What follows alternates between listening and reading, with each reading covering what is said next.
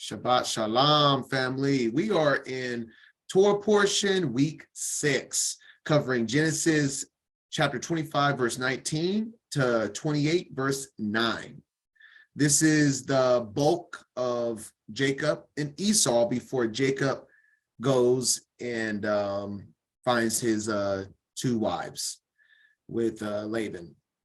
We stop before he gets there. So yes, this is all about Jacob and Esau this week. So it should be a good read. Let's start off with a prayer. Heavenly Abba, Haya in heaven, hallowed be thy name. Thank you for allowing us to be here on your Shabbat, your day of rest, for allowing us to rest in you and to put away the world this day and make it all about you, and allowing us to have the privilege to be here in your presence. I think every single one that's a part of this prayer, regardless of if it's now or later, sees the good in your Shabbat and all your commandments. And we anoint this day because you have anointed it. And we just ask that you continue to bless us with the wisdom of not of vanity, but of truth, so we can just walk in better obedience of your word. Haya, we ask you to send the Ruach Kodesh as the teacher in this fellowship and protect this line in the name of Yasha. Amen. And that's the realest thing, right, family? When you start consistently doing the Sabbath, you just feel the blessings. You don't ever want to miss a Shabbat. I mean, it's actually sinful to miss one, but it's not about, it turns, when you start walking in it, it is so enjoyable, you look forward to it. It's not because you're sinning that you miss it, it's because you embrace it and you just can't wait for it to come. And then, of course, we have our instructions on this day, but who does not look forward to the Shabbats? If you don't look forward to his Shabbats, then you need to work on that relationship. That means you're not building a relationship, you're not seeing the purpose, and so on. I've been there when I was supposedly keeping the Shabbats and took off work, but then I wasn't looking forward to it. I wasn't embracing his word. I wasn't praying, growing a relationship, so I fell off. If you're not looking forward to these days, then get more into prayer, get more into the word. Find the reason why this day exists, because it's a beautiful thing. It really is. All right. So let's hop to it. We're going to go to the timeline.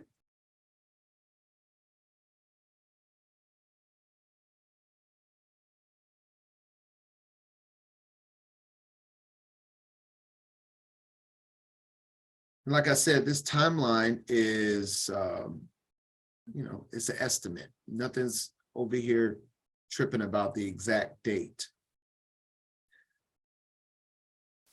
Internet, I know my internet out here in the country. So give me a little second here, it's loading up. Looks like we're roughly within 1900 to 1800 BC for the most part of this timeline, moving into the 1700s of BC.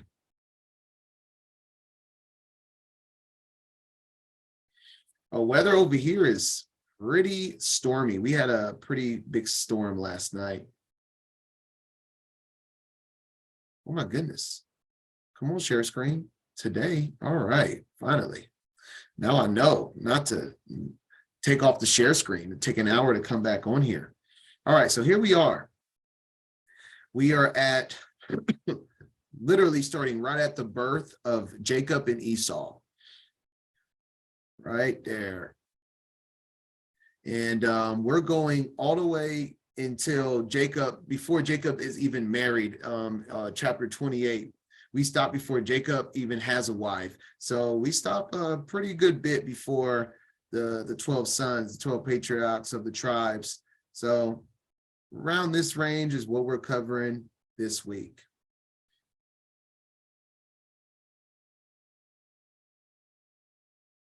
All right, so let's get to it. We're going to read. So we ended at chapter 25, verse 18.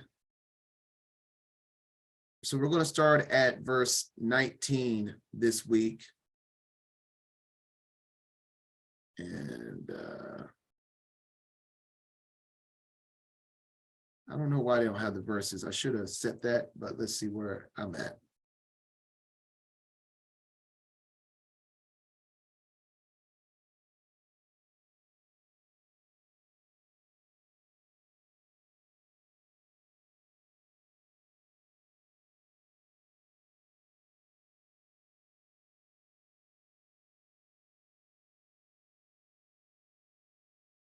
All right.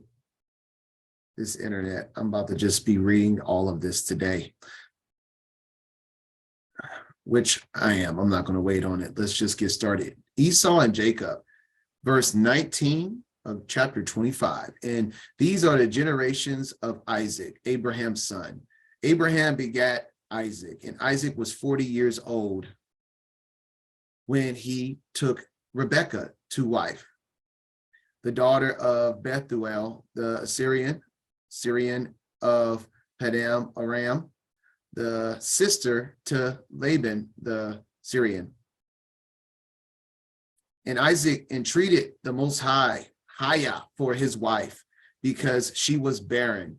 And the Most High was entreated of him, and Rebekah, his wife, conceived. And the children struggled together within her. And she said, if it be so, why am I thus? And she went to inquire of the Most High, and the Most High said unto her, 2 nations are in thy womb, and 2 manner of the people shall be separated from thy bowels. And the one people shall be stronger than the other people, and the elder shall serve the younger. And when her days to be delivered were fulfilled, behold, there were twins in her womb. And the first came out red, all over like an hairy garment, and they called his name Esau. And after that came his brother out, and his hand took hold on Esau's heel. That's going to be a topic we're going to talk about in a little bit, all right? And his name was called Jacob. And Isaac was 80 years old when she bare them. And the boys grew, and Esau, oh, well, see, this is why we can have the ESV version and make it simple. Sometimes you can look over and be like, what's 80? That's 60 years old. So after he married Rebekah at 40, it took them 20 years before they had a child. You know, and some people complain about, you know, how long it takes to get pregnant. Man, Abraham and Isaac took a long time before they got pregnant. And the boys grew, and Esau was a cunning hunter, a man of the field, and Jacob was a plain man dwelling in tents. And Isaac loved Esau because he did eat of his venison, but Rebekah loved Jacob. All right, we're going to stop there, and we're going to go into the Aramaic Targum translation, and we're going to read verses 22 through 25.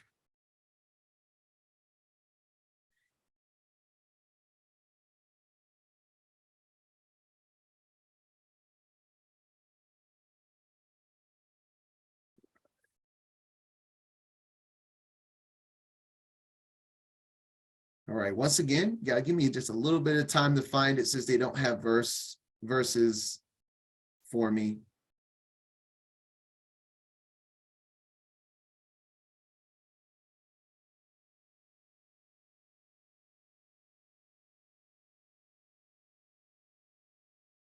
Oh, I think I'm actually past that. Yes, I am. There we go.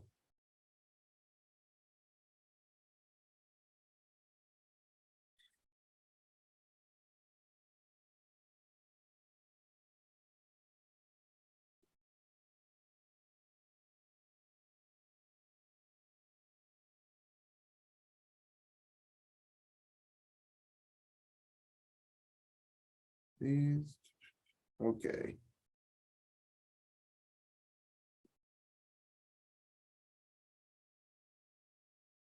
I hate when they're in these paragraphs and I gotta find a starting point in the paragraph. It's the worst.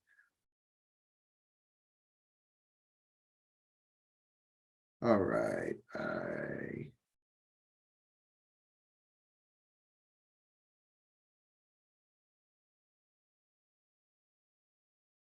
All right.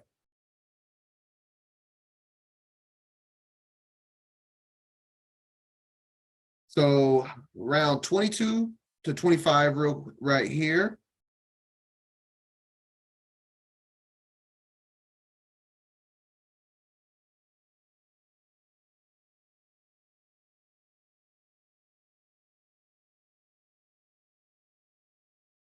And the children, goodness, here we go. And the children pressed in her womb as men doing battle. And she said, if this is anguish of a mother, what then are children to be to me? Pretty much like, is this worth it?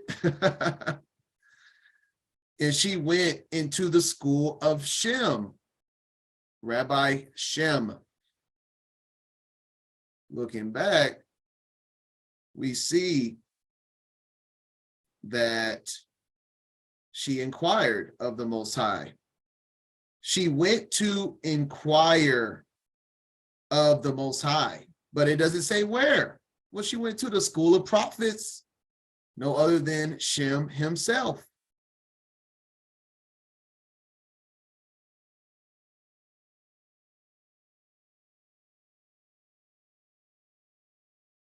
So she went to Shem to supplicate mercy before the Most High. And the Most High said to her, 2 peoples are in thy womb, and 2 kingdoms from thy womb shall be separated, and 1 kingdom shall be stronger than the other, and the elder shall serve the younger, if the children of the younger will keep the commandments of the law. Woo!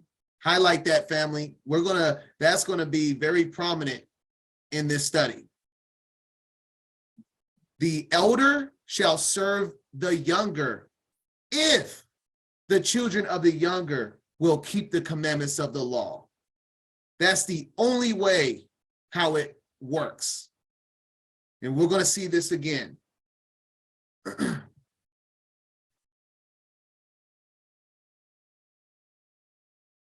All right, and I'm going to read verse 25 just to point out an interesting characteristic of Esau here. Verse 25, chapter 25, verse 25 right here. And the first came forth wholly red as a garment of hair. And they called his name Esau. Here it is, because he was born altogether complete with hair of the head, the beard. Say what? This reminds me somewhat of Noah's birth, how it was just like really different. Teeth and grinders. Wow. And afterwards came forth his brother, and his hand had hold on the heel of Esau, and they called his name Jacob. All right. So that was just interesting with Esau, right? He was born complete with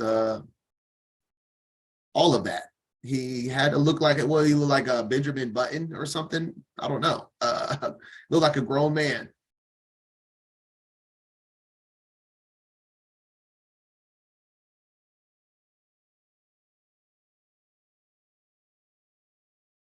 All right.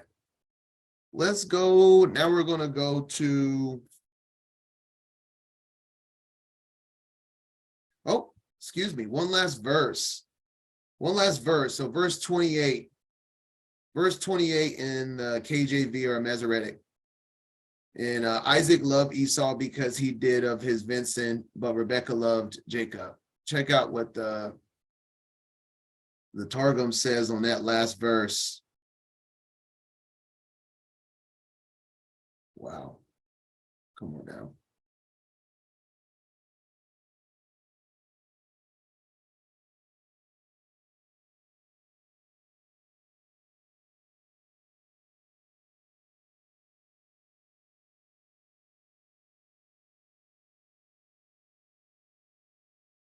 Ooh.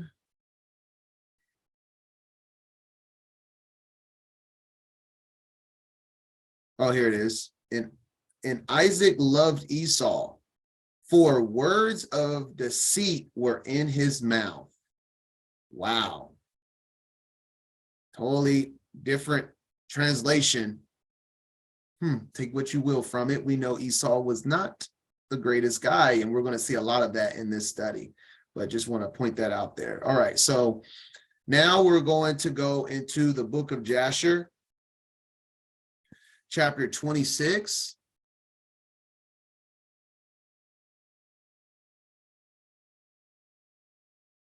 I'm going to read verses 1 through 12.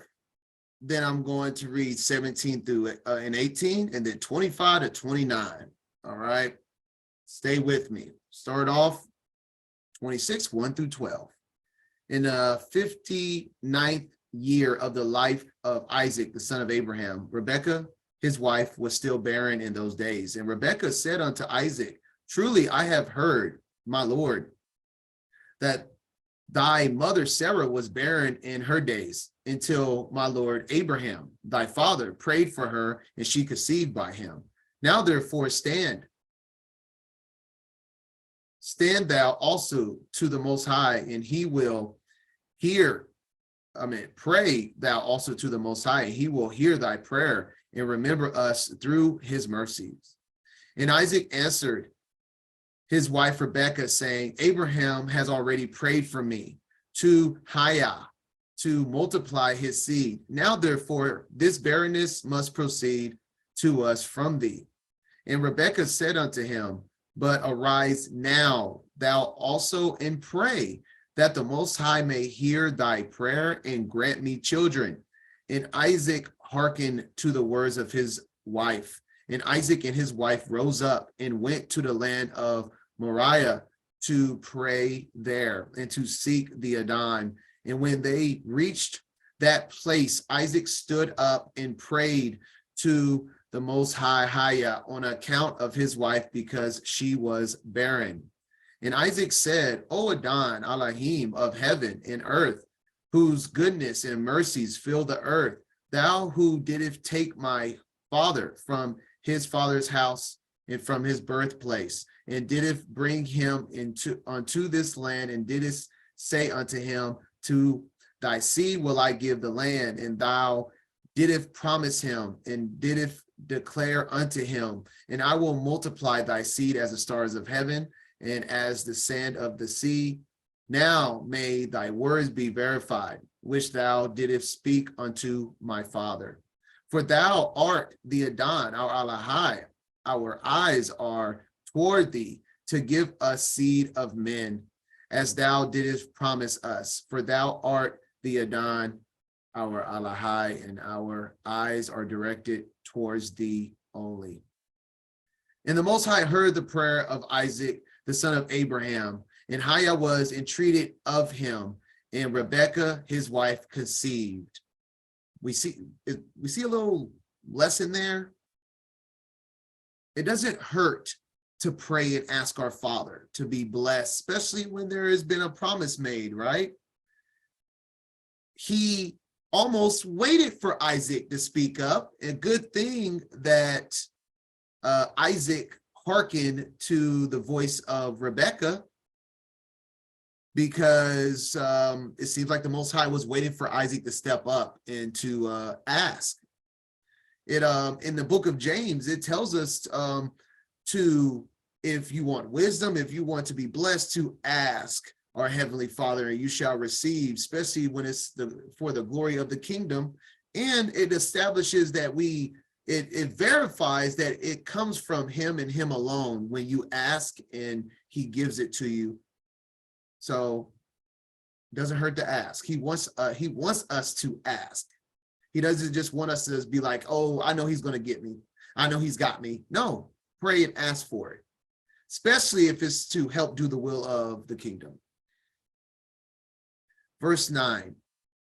In about 7 months after the children struggled together within her, and it pained her greatly that she was wearied on the account of them. And she said to all the women on who were then in the land, did such a thing happen to you as it has happened to me?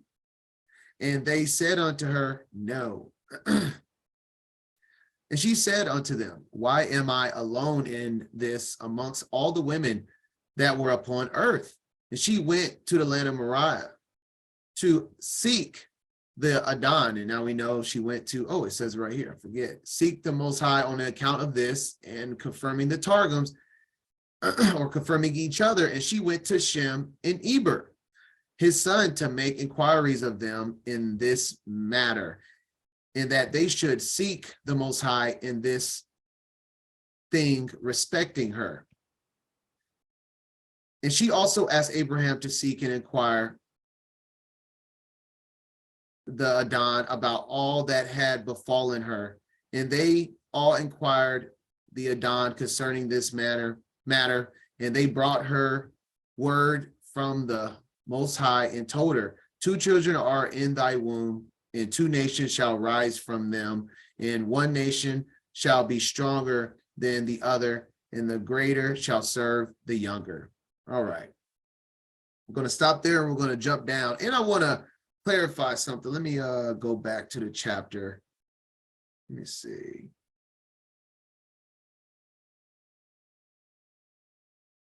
Just want to clarify, because in earlier, it talks about in earlier chapter 25. Chapter 25 is given a summary that summarizes all the stuff that we're getting from the book of Jasher. Because in the first half of 25 that we finished off last week, it says Abraham gave up the ghost and he died. Abraham is not dead yet. This is a summary. They summarize this in the Bible because we don't have all these details, but Abraham is technically still alive right now. And so we're going to see, I just want to, and it also talks about Ishmael, how how Ishmael has died as well, summarizing his life before they start Esau and Jacob. But Ishmael and Abraham is still alive for the beginning of Jacob and Esau's life. So let's just establish that. If you connected the dots like I did, was like, wait a minute, they just said Abraham died, because Genesis isn't accounting for the story in its entirety of Jasher, it's just summarizing it. So just want to throw that out there. Abraham and Ishmael is not dead before Esau and Jacob are born. And you'll see that once we get into the details of the reading.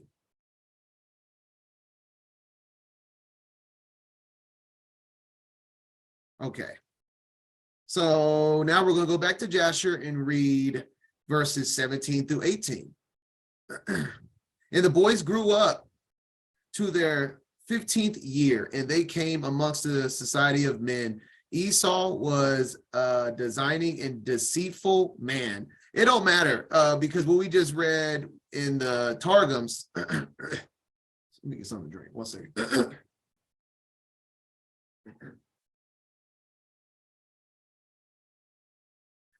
We read in the Targums that Esau, for words of deceit were in his mouth. Then we go to Jasher. Esau was a designing and deceitful man. So it doesn't matter what book you read it in. Esau is about to pretty much get dogged out in this Torah portion. Very little to say, very little good to say about Esau, other than that he was an expert hunter in the field. I guess if you want to give him a compliment, he was a great hunter. And Jacob was a man perfect and wise, dwelling in tents, feeding flocks, and learning the instructions of the Most High and the commands of his father and mother. And Isaac and the children of his household dwelt with his father Abraham. See, Abraham's still alive in the land of Canaan, as the Most High had commanded them. All right, and now 25 to 29, same chapter 26 of Jasher. Now, therefore, my son, hearken to my voice and keep the commandments of the Adon thy Elohai, which I commanded thee. Do not turn from the right way, neither to the right or to the left, in order that it may be well with thee and thy children after thee forever. And remember the wonderful works of the Adon and his kindness that he has shown towards us in having delivered us from the hands of our enemies. And the Adon, our Elohai, calls them to fall into our hands. And now, therefore, keep all that I have commanded thee, and turn not away from the commandments of thy Elohai, and serve none besides him, in order that it may be well with thee and thy seed after thee. And teach thy children, thy children and thy seed, the instructions of the Most High and his commandments, and teach them the upright way in which they should go, in order that it may be well with them forever. And Isaac answered his father and said unto him, that which my Adon has commanded, that will I do, and I will not depart from the commands of the Adon, my Elohai, and I will keep all the commandments, all that he commanded me. And Abraham blessed his son Isaac and also his children. And Abraham taught Jacob, this is very important right here, because we know about Isaac and Abraham's relationship with the Most High. Now it's about the next seed. This is about Jacob and Esau. You don't see Esau's name ever. It doesn't matter from the Bible, the Targums, the book of Jasher, or Jubilees. You never see Esau in the same scripture as the instructions of the Most High. Going to the school of prophets, because we'll see that later, that Jacob goes to the school of prophets to learn from Shem and Eber as well. Abraham is talking and teaching Jacob right now, not Esau. This is by the choice. This is Esau's choice. Of course it is. If Esau wanted to be there, he would be there. And Abraham taught Jacob the instruction of the Most High in his ways.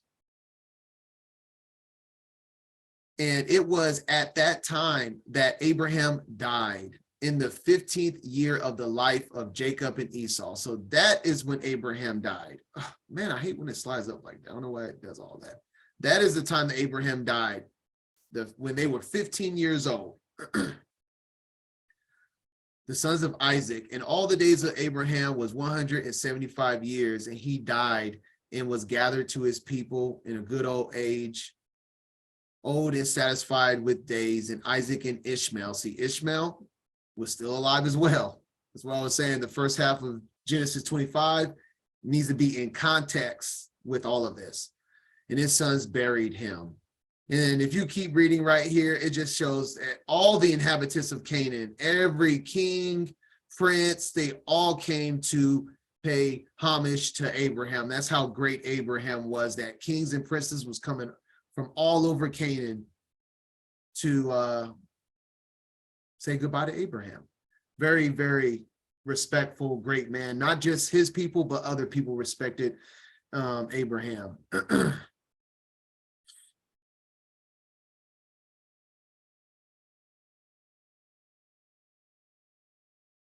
All right, we're going to go to Jubilees 22.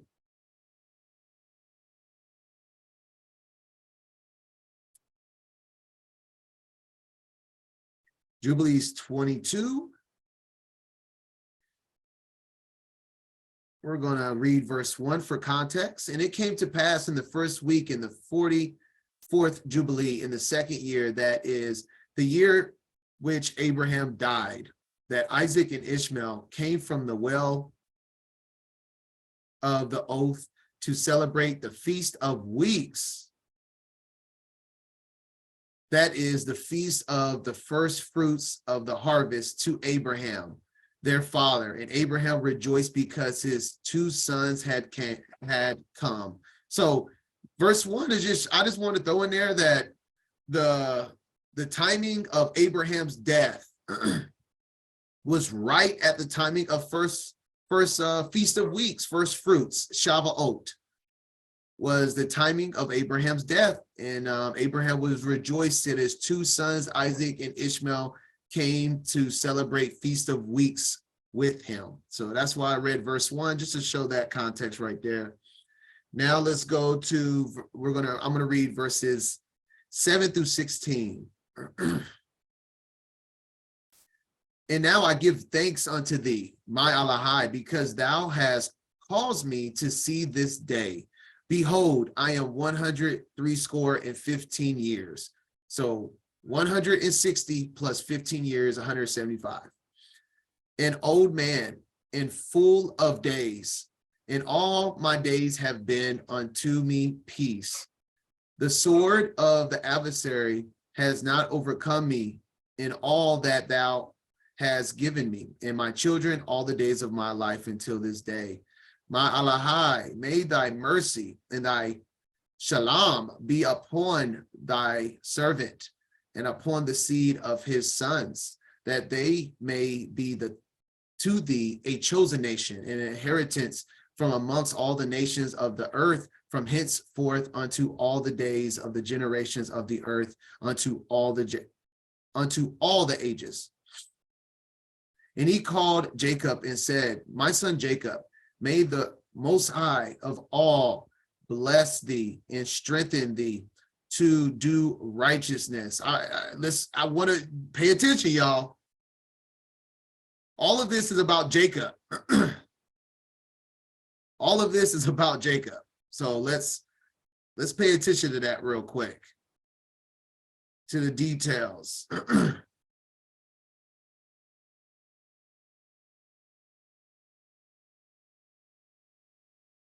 All right. And he called Jacob. So remember, this makes sense now that we know that Jacob was the only one that was coming to Abraham to learn the ways of the Most High, right? So he calls Jacob at his deathbed. And this is what he has to say to him. My son Jacob, may the Most High of all bless thee and strengthen thee to do righteousness in his will before him. And may he choose thee. May he choose thee. Abraham is already picked Jacob, by the way. Isaac doesn't see it yet. Abraham is already blessed. Abraham is blessing Jacob before even the blessing of Isaac. May he choose thee in thy seed. Say, what? That ye may become a people from his inheritance according to his will always. And do thou, my son Jacob, draw near and kiss me. And he drew near and kissed him and said, blessed be my son Jacob and all the sons of Elohim unto all the ages. May the Most High give unto thee a seed of righteousness, and some of thy sons may he sanctify in the midst of the whole earth. May nations serve thee, and all the nations bow themselves before thee. Obviously, this is including Esau, right? Be strong in the presence of men and exercise authority over all the seed of Seth. Wow. Wow. I mean, think of, this is Abraham, y'all. Everybody, I mean, this is what's so the best part about the book of Jasher. Everyone talks about Isaac's blessing. Listen to Abraham's blessing to Jacob. Good gracious. You don't think this carries weight? This is the person he's blessing before he passes, is Jacob. And let's continue. Good gracious.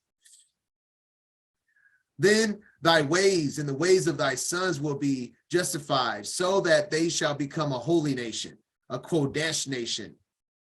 May the Most High Elohai give thee all the blessings wherewith he has blessed me, and wherewith he blessed Noah and Adam. May they rest on the sacred head of thy seed from generation to generation forever. And may he cleanse thee from all unrighteousness and impurity. And I said Jasher or just now. This is Jubilees. I just want to specify. We're in Jubilees, not Jasher. But this is the best thing about the Apocrypha. Just want to correct myself there. That thou mayest be forgiven all the transgressions which thou hast committed ignorantly. Woo! Preach, Abraham. There's a difference in sin, and even Abraham is making it clear. That thou may be forgiven of all the transgressions which thou hast committed ignorantly. We are judged different when we do things knowingly. So Abraham's not even giving Jacob a pass or his seed a pass for sinning willfully. And may he strengthen thee and bless thee, and mayest thou inherit the whole earth. And may he renew his covenant with thee, that thou mayest be to him a nation for his inheritance for all the ages, and that he may be to thee and to thy seed a Elohim in truth and righteousness throughout all the days of the earth. I think I'm stopping right. Oh no, I go to 16. All right. One more verse.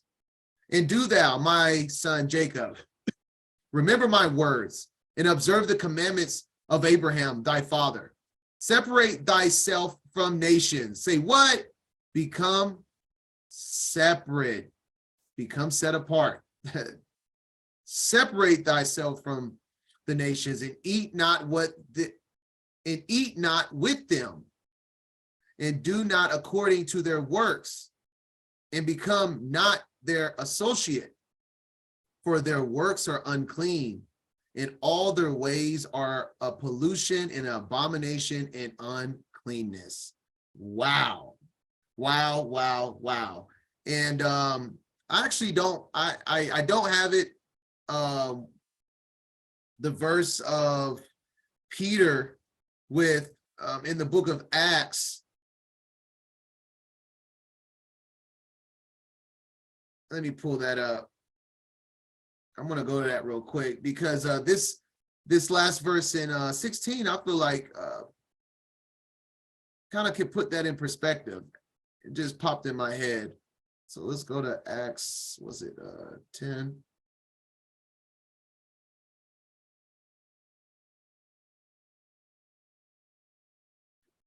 We see what Abraham just said.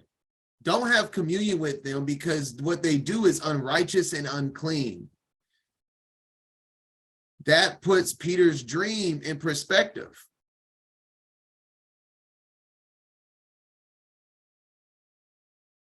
Separate thyself from the nations and eat not with them, and do not according to their works, and become not their associate, for their works are unclean, and all their ways are a pollution and abomination and uncleanliness. We see, let's see.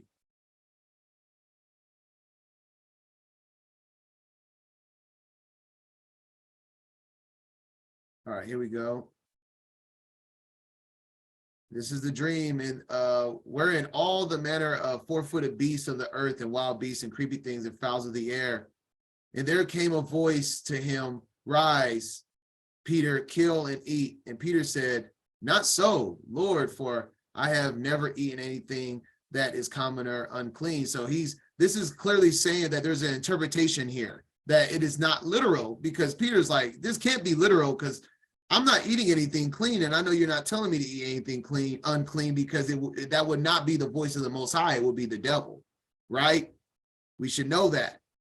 No, the Most High is never going to send a messenger to break one of his commandments, right? And the voice spoke a second time and did it 3 times. And the whole thing with this is telling Peter to rise, because to kill and eat with the Gentiles. That's the whole thing. The animals are represented, but we're going to see in this, I'll bring this up, because this is all going to come together in this Torah portion.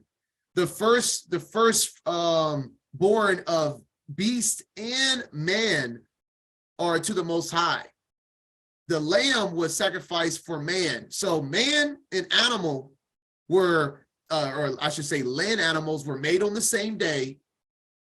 Spiritually, especially through the blood, is really closely related. And in this dream is closely related, resembling people. And Peter is being told to rise and go eat with the Gentiles. And Peter, what does Peter say later in this chapter? When he goes to the Gentiles' home, Cornelius, for Cornelius, a just man, one that fears the Most High, but he is not a Jew, he's a Gentile. And scrolling down here,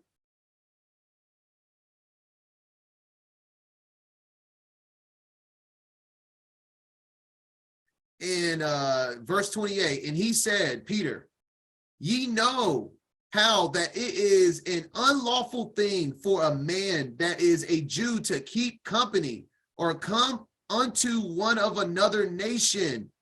But the Most High has showed me that I should not call any man common or unclean. Wow. Because from the beginning, before Israel was Israel, Abraham already told you to not have communion and don't eat. Rise, kill, eat. That's what the vision was about. He was saying it's okay to go eat with a righteous Gentile that is fearing the Most High and wants to be converted into to be an Israelite. That's what Peter's dream was about. And so when people see that, you know, an untrained mind sees that, that sounds a little like, man, the Jews didn't want to touch any. Yeah, because why would you go into a home that has idols in them? Why would you go into and eat Gentiles' food eat with Gentiles that makes unclean food? You wouldn't. You wouldn't. And Abraham knew this way back, and he prophesied that it was going to be that way for Jacob to watch out for that very thing. And that's why Peter's was trying to figure it out, because the Most High had to let Peter know that it was okay to go in Cornelius's home to save his soul and to do his discipleship towards the Gentiles, because Peter, not Paul, is the apostle to the Gentiles.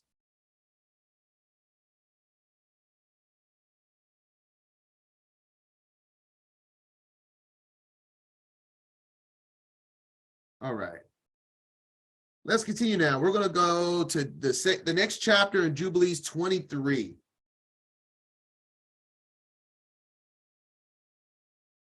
See someone doodle on here? How do I get rid of that? Let me see.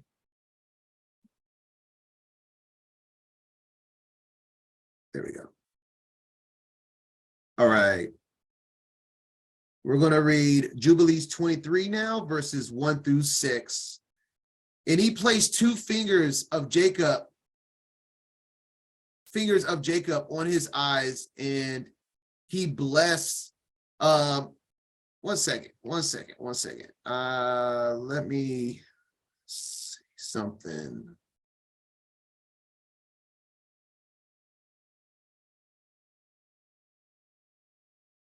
All right, so this is continuing the final blessing. I just fast forward. This is Abraham. One second.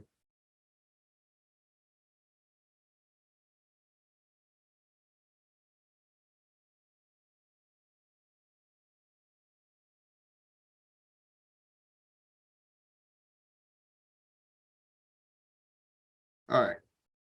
I'll just trust what I have written here.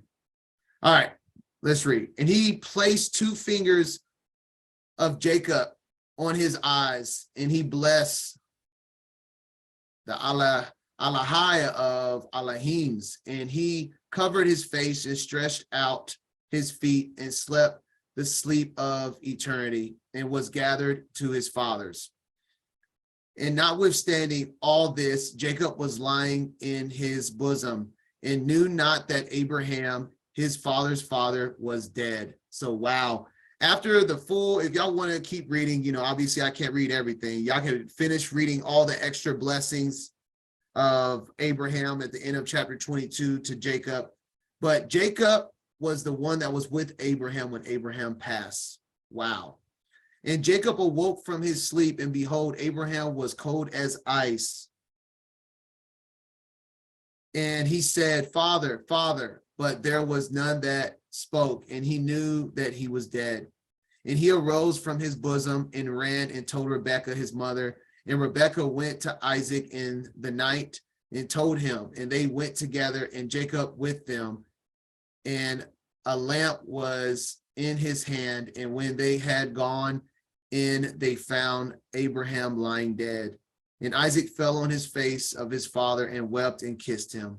And the voices were heard in the house of Abraham, and Ishmael his son arose and went to Abraham his father and wept over Abraham his father, he and all the house of Abraham, and they wept with a great weeping. Okay, we're going to stop and we're going to skip to 9, and we're going to read 9 through 12. For the days of the forefathers of their life were 19 jubilees. So this right here is an interesting passage. Check this out, 9 through 12. After the flood, they began to grow less than 19 jubilees. So they're saying that the age limit started to decline. You see all the ages before the flood. They had Adam at 930 years old. Seth was 912. And then Noah was 950. So yeah, the ages was very long before the flood. And then after the flood is what they're saying, it started to decrease, and they're measuring it by jubilees. Every jubilee year is after 49, so we'll just say 50, and decreased jubilees to grow old quickly and to be full of their days by reason of manifold tribulation and the wickedness of their ways, with the exception of Abraham.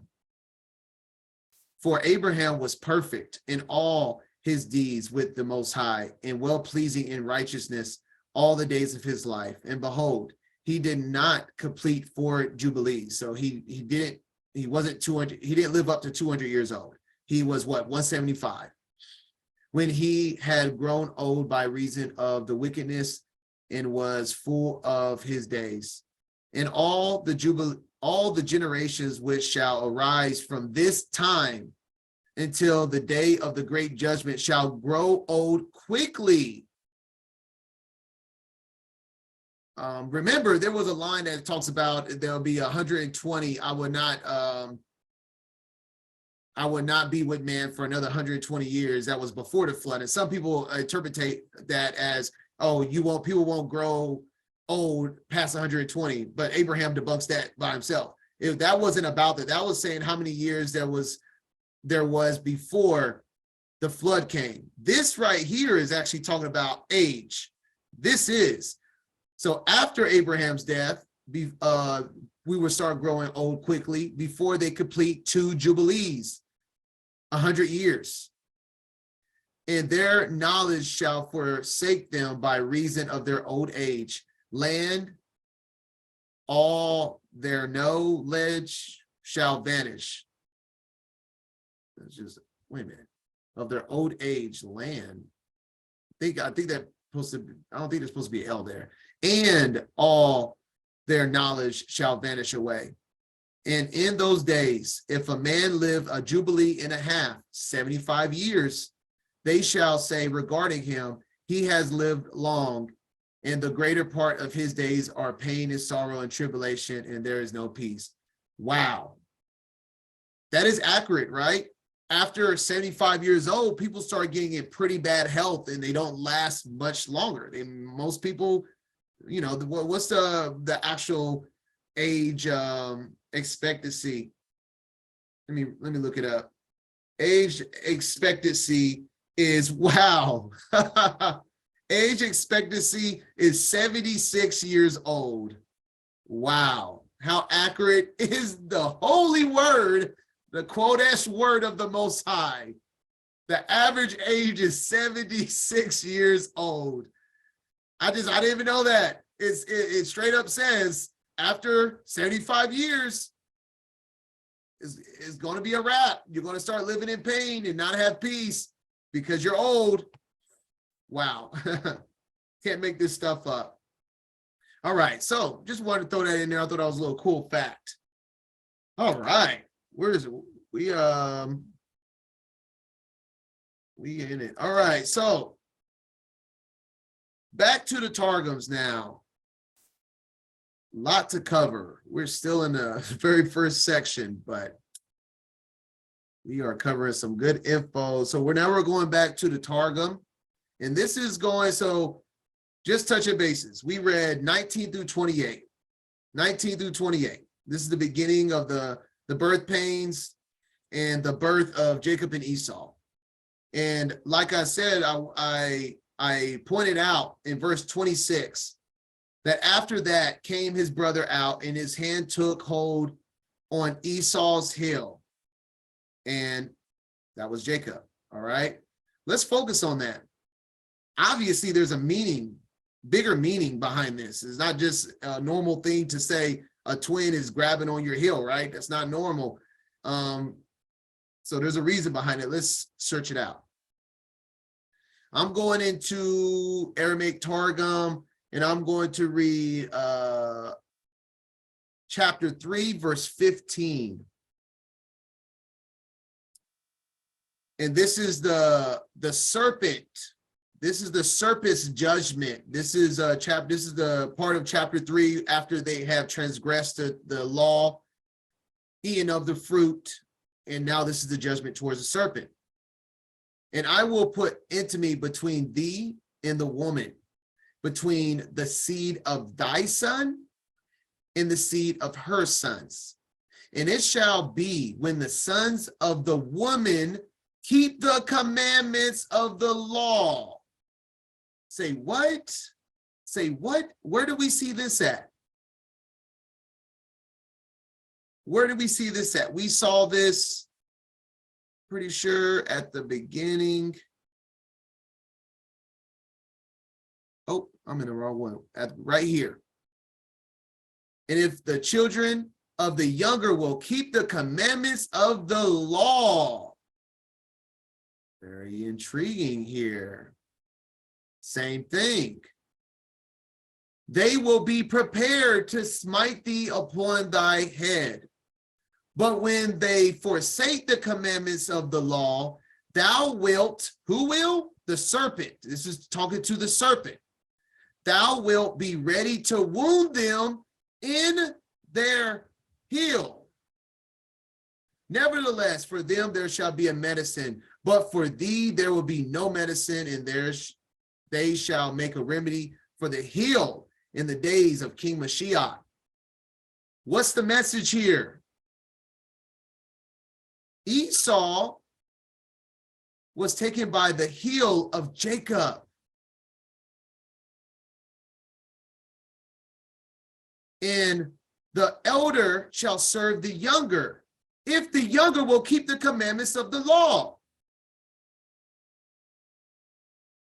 What is happening? This image of Jacob taking the hold of Esau's heel was showing Esau's flaw of why he wasn't chosen. When would man be prepared? When will the serpent be able to wound man? When they don't keep the commandments. Did Esau ever keep the commandments? So Jacob, a man of the Most High, took a hold of Esau, symbolizing why Esau was going to serve the younger. His heel was his flaw. And when you are able to grab a hold of his heel, it was showing the weakness of the transgressions of what Esau's life was going to symbolize. The thing that Esau was missing was the commandments to protect his birthright, which we're going to see, and his blessings, which we're going to see. And all of it was taken away, and it was symbolic through the heel of Esau, which is made vulnerable if you don't keep the commandments. When they forsake the commandments of the law, thou will be ready to wound them in their heel. It's symbolic of the commandments that Esau never kept. And that is why only if the younger keeps the commandments will he serve him. And think about it. We go into not to go down this whole study on Esau alone, but the world that we're in now is ran by Edom, Esau. The end of this world is Esau. The beginning of the next is Jacob. That's pretty sure that's Malachi, if I'm not mistaken. So that's the entire premise of this. And when was Esau given rule over the earth? Why is this time Esau's time? Because the Most High's people don't even know who they are. The Most High's people haven't been keeping the commandments. This is why Esau runs the world, because the Most High's people as a whole are just now coming back to their senses. Just in the last decade or so are people righteously keeping the commandments. This is why this is Esau's world. Because the only way Esau will serve Jacob is if they keep his commandments.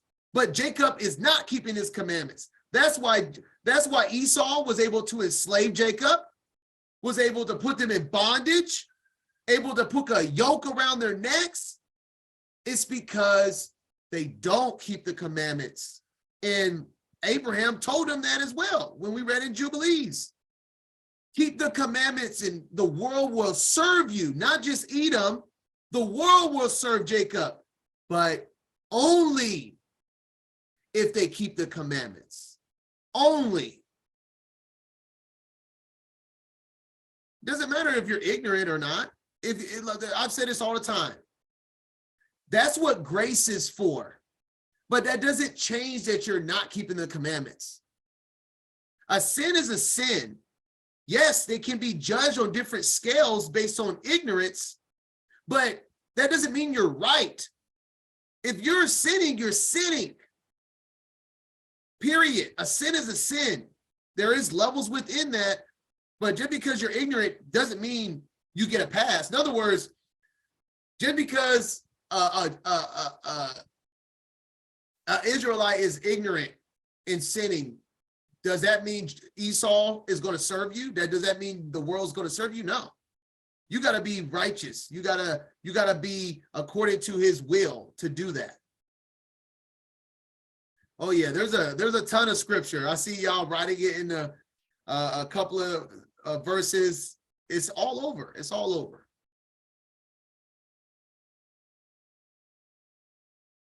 All right. So that's my understanding of the heel. The heel is a symbol to keep the commandments. And that was Esau's Achilles heel. And it was a sign of Jacob to take hold of the heel in protecting that, which is keeping the commandments. And of course, you know, they fell into transgression, etc. And what was the only reason Jacob was able to hold on to the heel of Esau? Well, let's read in Hosea 12:3. He took his brother by the heel in the womb, and by his strength he had power with the Most High. That's the only reason why. It was a symbol that Jacob was chosen. And it was by the power of the Most High that all of it worked through Jacob. All right. Let's finish Genesis 25 now. All right. Genesis 25, we're going to read what's left. 29 to 34. And Jacob sawed pottage, and Esau came from the field, and he was faint. And Esau said to Jacob, feed me, I pray thee, with that same red pottage, for I am faint. Therefore was his name called Edom. And Jacob said, sell me this day thy birthright. And Esau said, behold, I am at the point to die. Why was he at the point to die? We're going to get into that in the book of Jasher in a second. And what profit shall this birthright do to me? And Jacob said, swear me this day. And he sware unto him, and he sold his birthright unto Jacob. Then Jacob gave Esau bread and pottage of lentils, and he did eat and drink, and rose up and went his way. Thus Esau despised his birthright. All right. I'm going to get just one verse from the Targum. I'm not even going to go into it because it's just one verse. It's verse 29 in the Targum, and I'm just going to read it so I don't have to worry about finding just one verse in there. It says, on the day that Abraham died. So this is on the day that Abraham died, y'all. Jacob dressed pottage of lentils and was going to comfort his father. Wow. And Esau came from the wilderness exhausted. For, listen, y'all, for in that day he had committed 5 transgressions. He had worshiped with strange worship. He had shed innocent blood, and we're about to read what that innocent blood is. He had gone unto a betrothed damsel. So he had sex with a woman that was engaged or married. He had denied the life of the world to come. It sounds like he did something that made sure the woman wouldn't be pregnant. That's what that sounds like. And had despised the birthright. Wow. That's all verse 29 of the Targums, y'all. So, yeah. Let's see. Okay, I don't need this. All right. So, yeah, that was that. Now let's go to Jasher 27. And we're going to read its entirety. It's the story of Esau selling his birthright. Why was he feel like he was going to die and coming from the field acting crazy? Well, let's get it. And Esau at that time, after the death of Abraham, supposedly that same very day,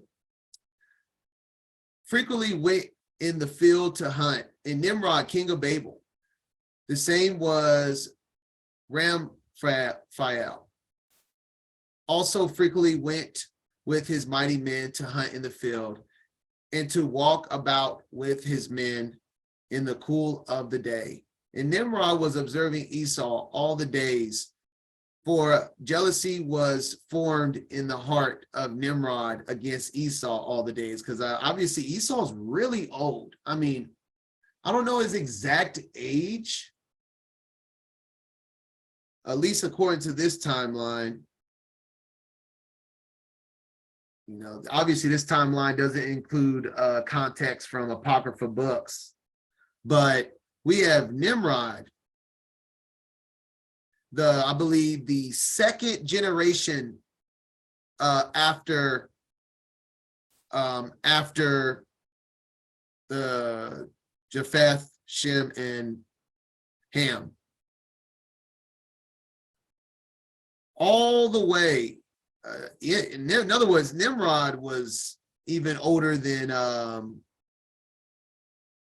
Abraham, holy moly, I just realized based off of the Targum that Nimrod and Abraham obviously dies the same time. Let's read it. Nimrod was observing Esau all the day. Oh, I just read that one. And on a certain day, Esau went in the field to hunt and found Nimrod walking in the wilderness with his 2 men. And all his mighty men and his people were with him in the wilderness, but they removed at a distance from him, and they went from him in different directions to hunt. And Esau concealed himself for Nimrod, and he lurked for him in the wilderness. And Nimrod and his men that were with him did not know. And Nimrod and his men frequently walked about in the field at the cool of the day, and to know where his men were hunting in the field. And Nimrod and 2 of his men that were with him came to the place where they were, when Esau started suddenly from his lurking place and drew his sword and hastened and ran to Nimrod and cut off his head. And Esau fought a desperate fight with the 2 men that were with Nimrod. And when they called out to him, Esau turned to them and smote them to death with his sword. And all the mighty men of Nimrod who had left him to go to the wilderness heard the cry at a distance, and they knew the voices of those 2 men. And they ran to know the cause of it. And when they found their king and the 2 men that they were with him lying dead in the wilderness, and when Esau saw the mighty men of Nimrod coming at a distance, he fled and thereby escaped. And Esau took the valuable garments of Nimrod, which Nimrod's father had bequeathed to Nimrod. Oh, y'all know what this is, right? Do y'all remember that? Y'all remember these garments? This is Adam's garments. We touched on that in the week 1 and week 2, and we haven't touched it since. So now that we're in week 6, the garments of Adam are now back on the scene. They go from, yes, these garments are snakeskin according to the Targums. Yeah, so let's review it real quick. The Most High dressed Adam and Eve in their first garments to cover up their nakedness, and according to the Targums, it is snakeskin garments. And then Adam passed it down, and it stayed in the family, the righteous family. I think it went from Seth to Enoch, Methuselah to Noah. Either way, those are all righteous seeds. It stayed in the righteous seed of Seth and Adam. And then once it got to Noah, Ham stole it from Noah, and then it started going on the unrighteous side. When it was stolen from Noah to Ham, and then Ham gave it to his favorite child, Cush, and Cush gave it to Nimrod. Am I right, y'all? Can y'all give me a thumbs up? Let me know if I got that right. Ham stole it from Noah. Ham gave it to Cush. Cush gave it to Nimrod, right? Okay. So that's where we're at now. Esau, it just keeps getting worse.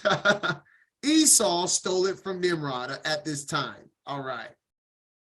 And with which Nimrod prevailed over the whole land, and he ran and concealed them in his house. Let's remember this, family. The clothes are now in the house where Esau resides.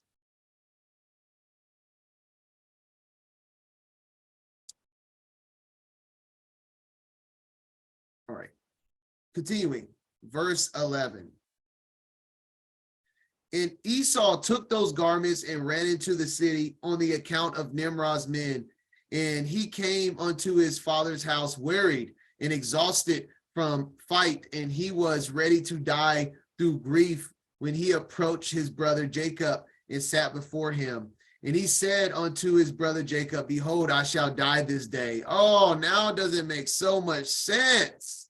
Thank goodness for the book of Jasher, because I know anyone that read that just in the book of Genesis, don't nobody read that and say, well, that makes sense. That's happened before to me, that I was so hungry that I said I was about to die that I would sell my birthright for. No, Esau thinks they're coming to get him and he's going to die because Nimrod's soldiers are going to come and kill him. That's why he's saying that. He really thinks he's about to die.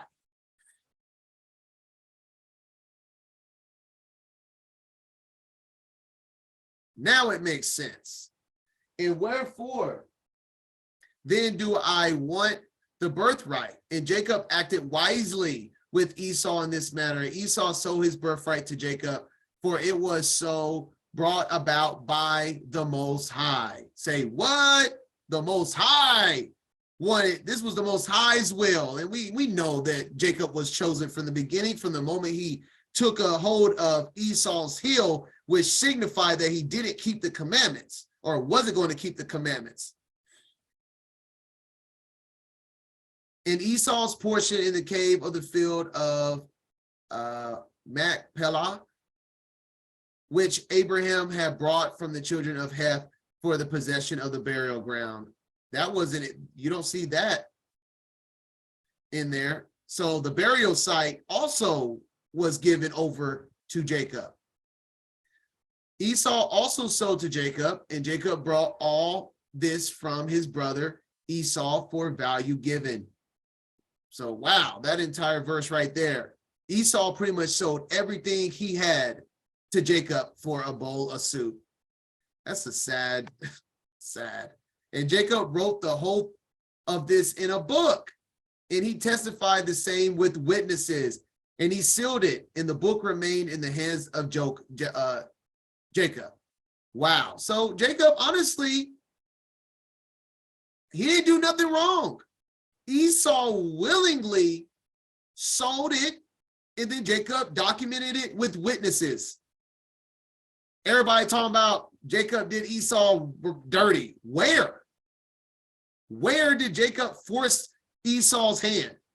This is the will of the Most High, and it just shows you how just messy Esau was. And then, according to the Targum, Esau was sending out the craziness that day.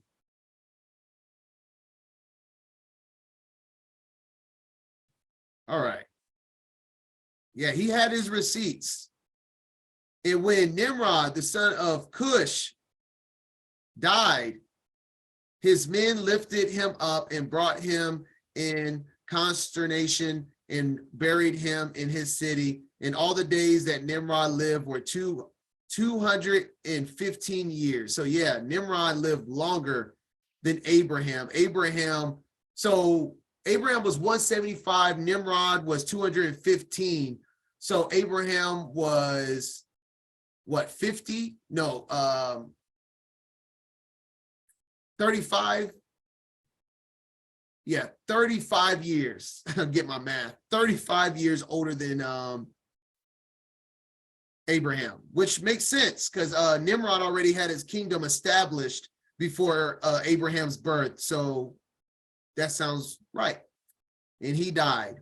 In the days that Nimrod reigned upon the people of the land were 185 years. And Nimrod died by the sword of Esau in shame and contempt. And the seed of Abraham caused his death. Yes, I was going to mention this. Prophecy fulfilled. And the seed of Abraham caused his death as he has seen in his dream. And at the death of Nimrod, his kingdom became divided into many divisions, and all those parts that Nimrod reigned over were restored to the receptive kings of the land, who recovered them after the death of Nimrod. And all the people of the house of Nimrod were for a long time enslaved to all the other kings of the land. So we see a prophecy fulfillment. And like I said, we according to the Targums, Nimrod and Abraham died the same very day. Wow. All right, and we are officially done with chapter 25. All right.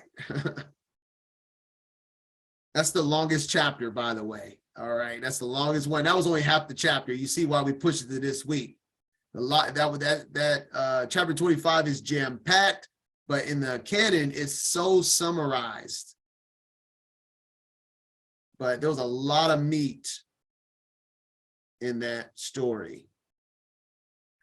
All right, so chapter 26, we're going to read chapter 26 in its entirety, no stoppage, from 1 to 34, and then I'll add on to some precepts. This story is almost identical to the story that happened with Abraham in chapter 20 of Genesis, by the way, to the point that it's like the same people.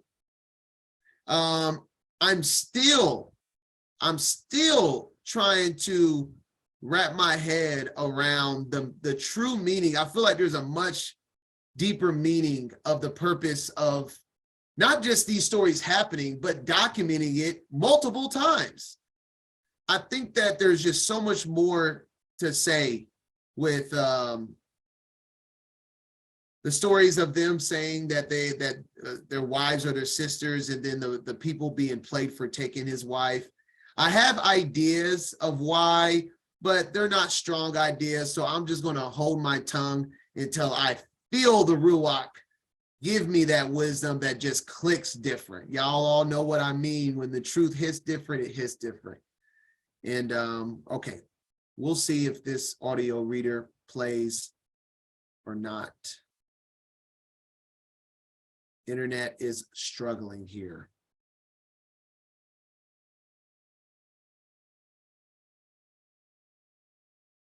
Oh, wow. Okay, now. Can't just go offline on me.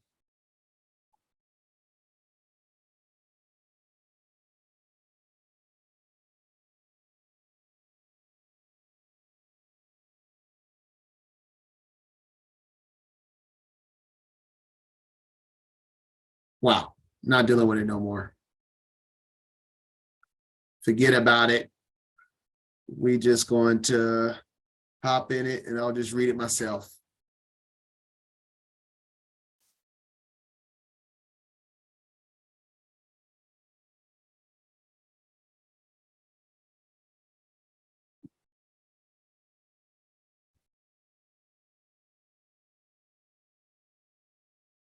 Oh my goodness. Excuse me, y'all. This internet is just, it's taking forever. We're back on AOL dial-up.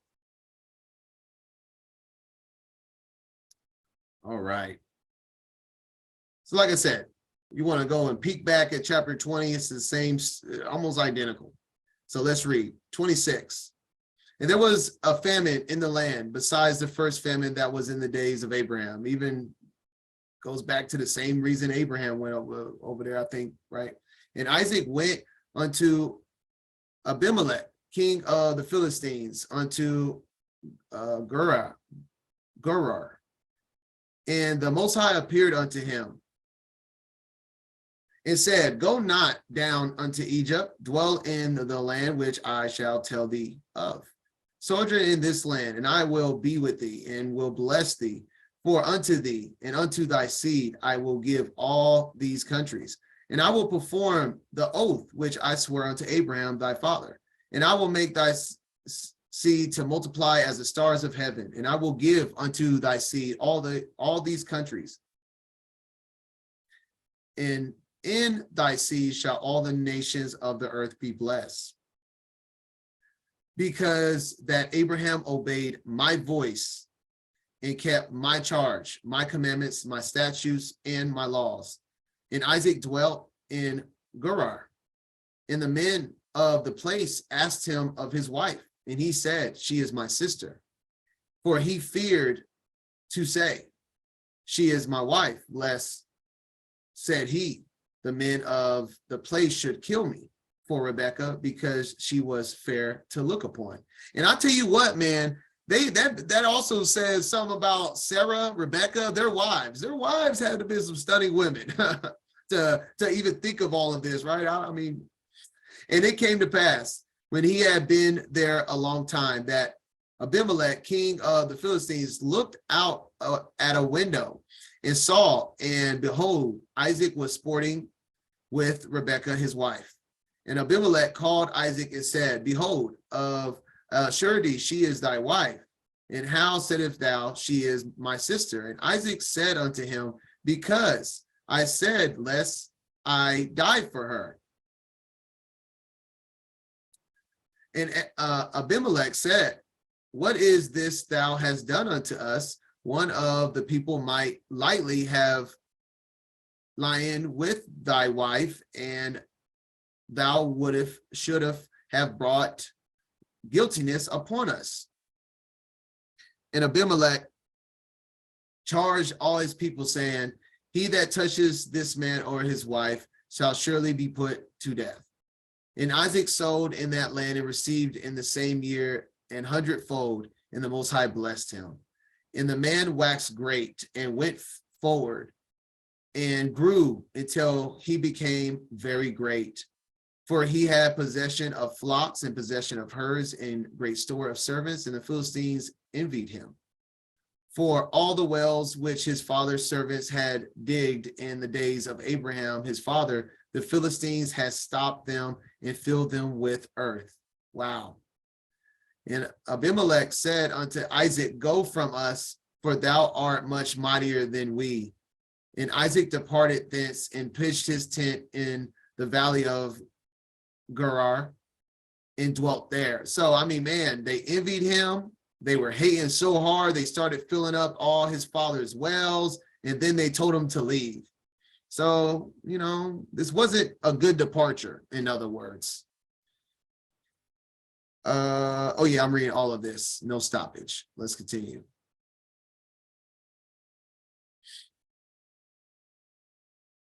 Isaac digged again the wells of the water, which they had digged in the days of Abraham, his father. For the Philistines had stopped them after the death of Abraham.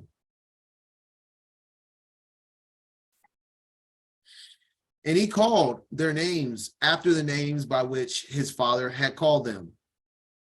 And Isaac's servants digged in the valley and found there a well of springing water. And the herdmen of Gerar did strive with Isaac's herdmen, saying, the water is ours. And he called the name of the well Esak, because they strove with him. And they digged another well and strove for that also. And he called the name of it Sidnah. And he removed from thence and digged another well. And for that they strove not. And he called the name of it Rehoboth or Both. And he said, for now Hiah has made room for us, and we shall be fruitful in the land.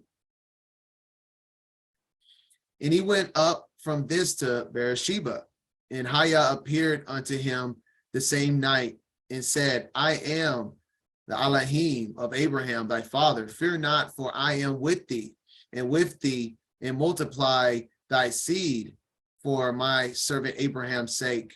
And he buried an altar there and called upon the name of Hiah, and pitched his tent there, and there Isaac's servants digged a well. Then Abimelech went to him from Gerar, and Hazeth, one of his friends, and what you gonna call him, P, the chief of captain of his army. And Isaac said unto them, wherefore come ye to me, seeing ye hate me, and have sent me away from you? And they said, we saw certainly that Hiah was with thee, and we said, let there now be an oath between us and thee, and let us make a covenant with thee, that thou wilt do us no harm, as we have not touched thee, and as we have done unto thee nothing but good, and have sent thee away in peace. Thou art now blessed of the Most High. And he made them a feast, and they did eat and drink. And they rose up betimes in the morning and swear one to another. And Isaac sent them away, and they departed from him in peace. And it came to pass the same day that Isaac's servants came and told him concerning the well which they had digged, and said unto him, we have found water. And he called it Sheba. Therefore, the name of the city is Beersheba unto this day. And Esau was 40 years old when he took the wife of Judith, the daughter of Beri the Hittite, and Bashemath, the daughter of Elon the Hittite, which were a grief of mine unto Isaac and to Rebekah. All right, all right.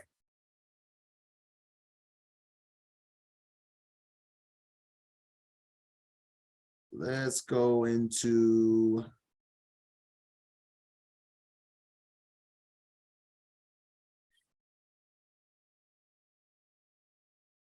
so like I said, this is almost like at least the first half, or kind of the whole chapter, is really close to Genesis 20. When I figure it out, y'all know, but just noting it. And so let's go to the Targums now.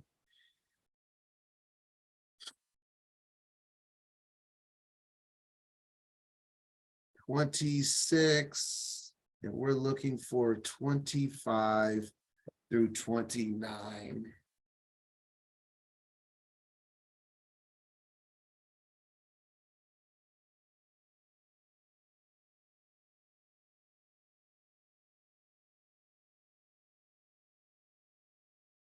Oh, 24 through 29.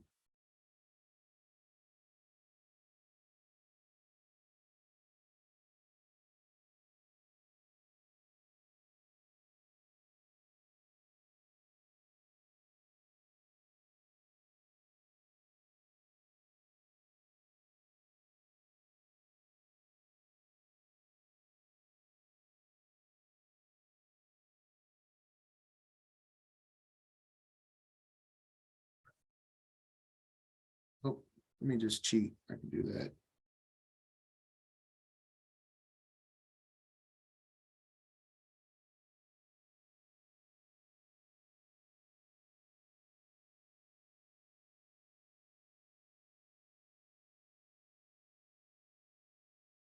All right.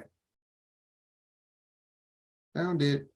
That's a good way to find it. All right. And so this is 24 through, we're going to read 24 through 29 here. And I think that'll bring it all the way.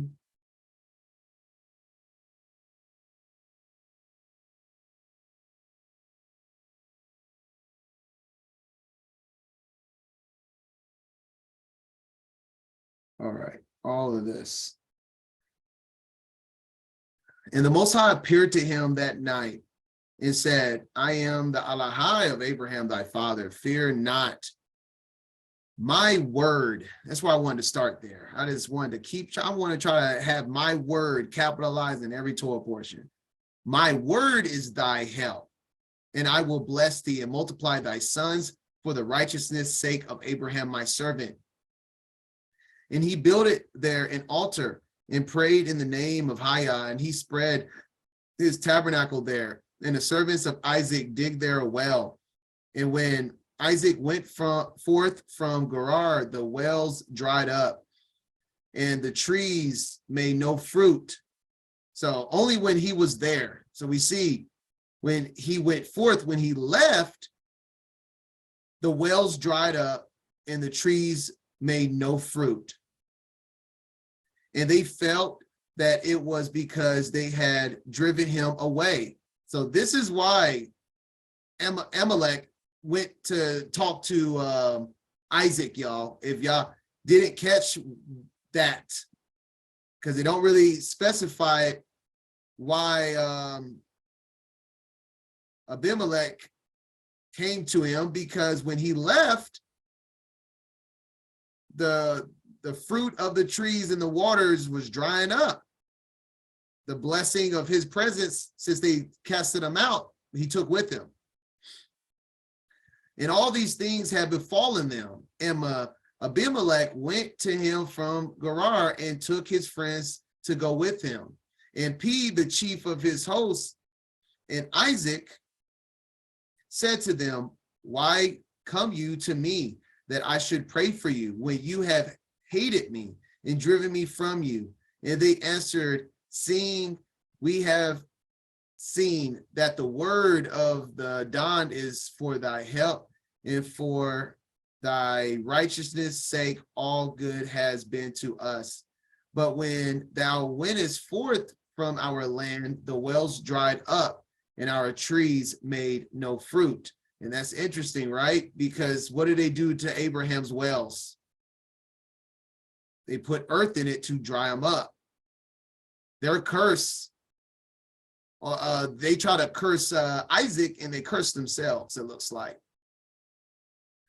Then he said, we will cause him to return to us, and now let there be an oath established between us, and kindness between us and thee. And we will enter into a covenant with thee, lest thou do us evil. For as much as we have not come nigh thee for evil, as we have acted with thee only for good, and have indeed sent thee away in peace, thou art now blessed of the Most High. And I'll go ahead and finish this. And they arose in the morning, each man with his brother, and broke off from the bridle of his ass, and gave one part to them for a testimony. And Isaac prayed for them, and they were enlarged. And Isaac accompanied them, and they went from him in peace. All right, so I'm going to read a little confusing. I'm still trying to establish in Jubilees now 24 gives a testimony of what happens with Isaac after they left. And Isaac ends up cursing them. And let me see. So 25 to 29 in Jubilees now. And the servants of Isaac digged another well and did not find water. So I guess another well, they were digging a bunch of wells. So they dug another well and did not find water. And they went and told Isaac that they had not found water. And Isaac said, I have sworn this day to the Philistines, and this thing has been announced to us. He called the name of that place the Well of Oath. And let me look, because I could have sworn.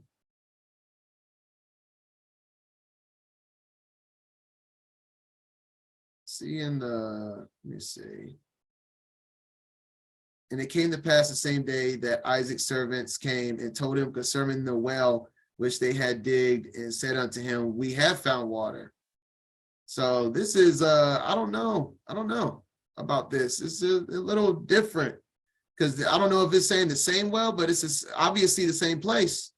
So I don't really know what's up with this, because this is the same place. The Well of Oath is,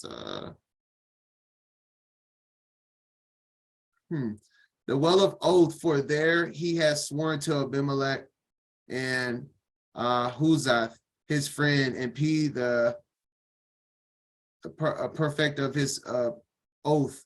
And Isaac knew that day that under constraint he had sworn to them to make peace with them. And Isaac on that day cursed the Philistines and said, cursed be the Philistines unto the day of wrath and indignation from the midst of all the nations. May the Most High make them a derision and a curse and an object of wrath and indignation in the hands of the sinners of the Gentiles, in the hands of the Kittim. So take what you want from that. I'm not 100% clear on what happened. I don't have another precept on the Jubilees of why he cursed them. Maybe he just was like, it says that I don't know. I'm assuming, because in that story that there was another well that was dried up, and from, if I had to give an interpretation of my understanding of Jubilees, is that the well that dried up that same day was a sign that this was a false covenant, that he was like, I don't know. I'll just leave that there. All right, let's continue to chapter 27.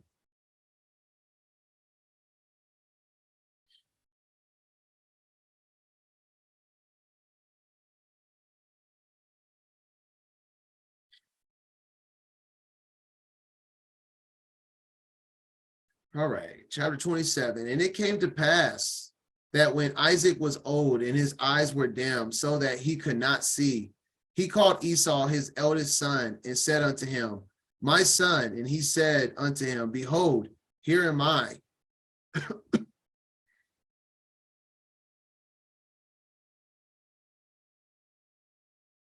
And he said, behold, now I am old, I know not the day of my death. Now therefore take, and I will pray thee, thy weapons, thy quiver, thy bow, and go out to the field and take me some venison, as deer, and make me a savory meat such as I love, and bring it to me, that I may eat, that my soul may bless thee before I die. And Rebekah heard when Isaac spoke to Esau his son, and Esau went to the field to hunt for venison and to bring it. And Rebekah spoke unto Jacob her son, saying, behold, I heard thy father speak unto Esau thy brother, saying, bring me venison and make me savory meat, that I may eat and bless thee before the Most High, before my death. Now therefore, my son, obey my voice according to that which I command thee. Go now to the flock and fetch me from thence two good kids of goats, and I will make them savory meat for thy father, such as he loveth. And thou shalt bring it to thy father, that he may eat, and that he may bless thee before his death. And Jacob said to Rebekah his mother, behold, Esau my brother is a hairy man, and I am smooth. My father peradventure will fill me, and I shall seem to him as a deceiver, and I shall bring a curse upon me, and not a blessing. And his mother said unto him, upon me be thy curse, my son, only obey my voice, and go fetch me them. And he went and fetched and brought them to his mother, and his mother made savory meat, such as his father loved. And Rebekah took goodly raiment of her eldest son Esau, which were with her in the house, and brought them upon Jacob, her younger son. And she put the skins of the kids of the goats upon his hands and upon the smooth of his neck, and she gave the savory meat and the bread which she had prepared into the hand of her son Jacob. And we're going to pause there, and we're just going to read a couple of verses in the Targums.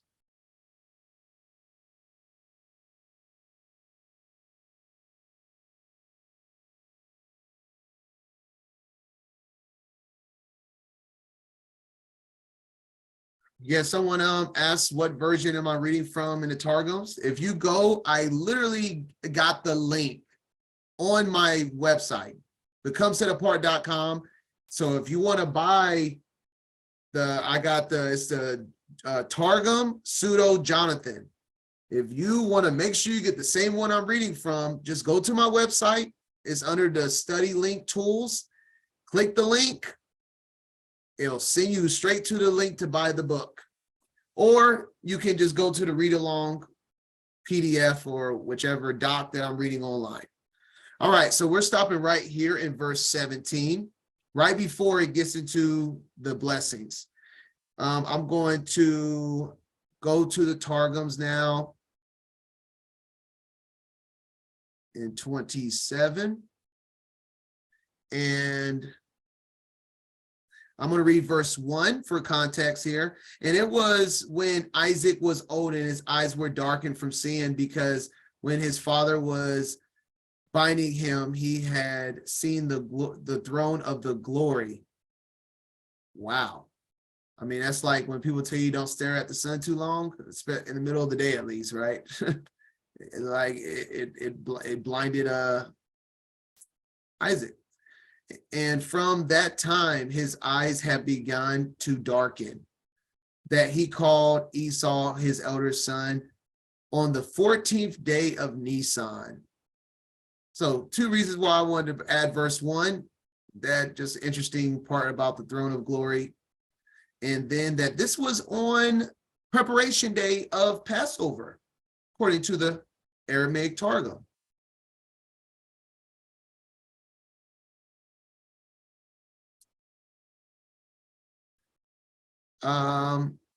Yeah, I'll go ahead and finish it. And he said to him, my son, behold, this night they on high praise the Most High of the world, and the treasures of dew are opened in it. And he said, behold, I am. So this was Passover time frame. So now let's go down to verses 9. We're on 27, verse 9, and then 15. Let me see if I can find it real quick. Now I know I can just do this. Figured it out. Made it quick. Boom, baby. All right, so this is verse 9. So verse 9 over here, it says, go now to the flock, fetch me this 2 good kids of goats, and I will make them savory meats for thy father. Go now to the house of the flock and take me from this 2 fat kids of goats, 1 for the Pesach and 1 for the oblation of the feast. And I will make of them food for thy father, such as he loveth. And thou shalt carry to thy father, and he will eat, that he may bless thee before his death. And so this is Passover, but remember, this is not Passover to the Israelites. The Israelites at Mount Sinai or in Egypt was given different commandments that they had because remember, obviously, Rebecca is acknowledging that this is a special day,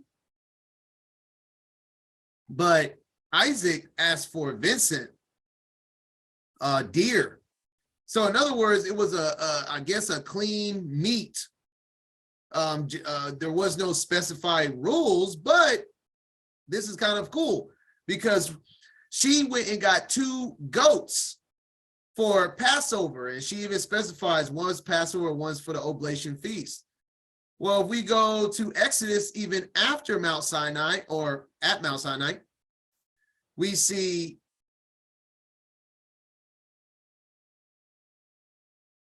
oh, I forgot to add that. Let me add that real quick.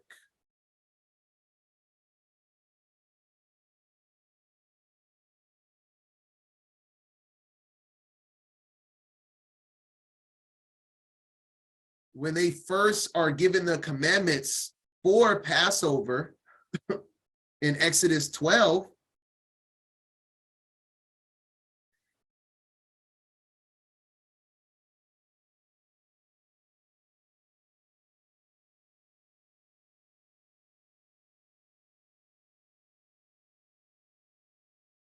oh my goodness, come on now.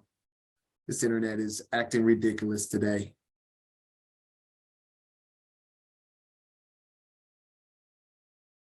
Here we go. Exodus 12, your lamb shall be without blemish, a male of the first year. Ye shall take it out from the sheep or from the goats. So in other words, it could be a lamb or a kid. And she uses 2 kid goats. 2 fat kids of the goats, 1 for Pesach and 1 for the oblation of the feast. For sure, I think that was foreshadowing. And last but not least, Genesis 27:15. Check out this verse right here, family. So cool. And Rebecca, when she closed, remember, In 15, Rebekah took goodly raiment of her eldest son, and then she put it on Jacob. Well, check this out in the Targum. And Rebekah took the pleasant vestment of Esau, her elder son, which had formerly been Adam's, but which that day Esau had not worn, but they remained with her in the house, and with them she dressed Jacob, her younger son. Wow. The day that Jacob receives his blessing is the day that the garments of Adam returns to righteousness. So we have come full circle, y'all. Started with Adam, went all the way down to Seth, Enoch, Methuselah, Noah, and then it was supposed to go to Shem. Ham stole it. Then it was given to Cush. Then it was given to Nimrod. Esau stole it from Nimrod, and Rebekah puts it on Jacob the night he is blessed. Wow. Told you this was going to be an adventure with just the garments. And that's what I'm saying, man. The Targum, I'm telling you, the Targum goes so well with the book of Jasher. Because Jasher doesn't have this detail, at least that I have found. That this is the only precept I have found that the garments is that she put on Jacob was Esau from Adam. But I mean, it goes right in line with it. It's just a beautiful thing. Okay, so let's get back on chapter 27, Genesis. All right, we just read to 17. So now let's get to the blessings now. And he came unto his father and said, my father. He said, here am I. Who art thou, my son? And Jacob said unto his father, I am Esau, thy firstborn. I have done according as thou badest me. Arise, I pray thee, sit and eat my venison, that thy soul may bless thee. And Isaac said unto his son,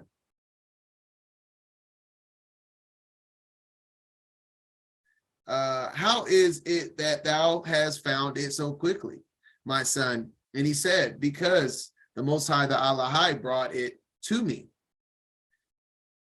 And Isaac said unto Jacob, come near, I pray thee, that I may feel thee, my son, whether thou be my very son Esau or not.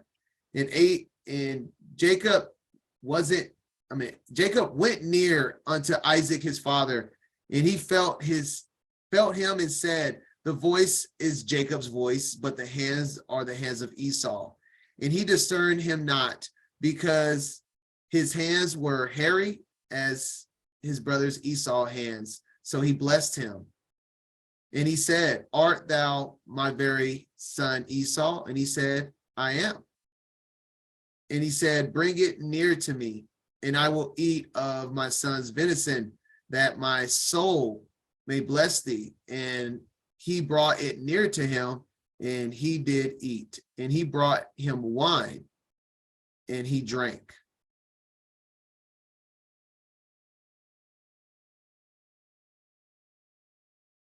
And his father Isaac said unto him, come near now, and kiss me, my son. And he came near and kissed him. And he smelled the smell of his raiment and blessed him and said, see, the smell of my son is the smell of a field which the Most High has blessed. Therefore, Elohim, give thee of the dew of heaven and the fatness of the earth and plenty of corn and wine. Let people serve thee and nations bow down to thee. Be Lord over thy brethren, and let thy mother's son bow down to thee. Cursed be every one that curseth thee, and blessed be he that blesses thee. Let me make sure. Okay, now I'm going to verse 40 before I stop. And it came to pass, as soon as Isaac had made an end of blessing Jacob, and Jacob was yet scarce gone out from the presence of Isaac his father, that Esau his brother came in from his hunting.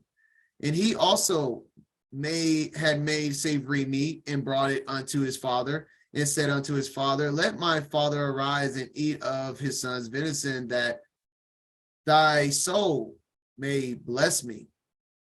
And Isaac his father said unto him, who art thou? And he said, I am thy son, thy firstborn. We're going to do a little quick study on this, thy firstborn blessing, Esau. And Isaac trembled very exceedingly and said, who? Where is he that has taken venison and brought it me? And I have eaten all before thou camest, and have blessed him. Yea, and he shall be blessed. And when Esau heard the words of his father, he cried with a great and exceedingly bitter cry. And he said unto his father, bless me, even me also, O my father. And he said, thy brother came with subtlety and has taken away thy blessing. And he said, is not he rightly named Jacob? For he has supplemented me these 2 times. He took away my birthright. He did. And this is not true. He did not take it away. You gave it away. I'm going to say it. It was given away and actually sold. It wasn't even given. It was sold for soup. And behold, now he taken away my blessing. Okay, maybe he did take away your blessing. I'll give him that. And he said, has thou not reserved a blessing for me? And Isaac answered and said unto Esau, behold, I have made him thy Lord, and all his brethren have I given to him for servants. And with corn and wine have I sustained him. And what shall I do now unto thee, my son? And Esau said unto his father, hast thou but one blessing, my father? Bless me, even me also, O my father. And Esau lifted up his voice and wept. And Isaac his father answered and said unto him, behold, thy dwelling shall be the fatness of the earth, and the dew of the heaven from above. And thy sword shall thou live, and shall serve thy brother. And it shall come to pass, when thou shalt have the dominion, that thou shalt break his yoke from off thy neck. And when will Esau have dominion? We went over this already. Esau has dominion over Jacob when Jacob stopped following the commandments. And that's where we're stopping for a pause break. We're going to go into the Targums now.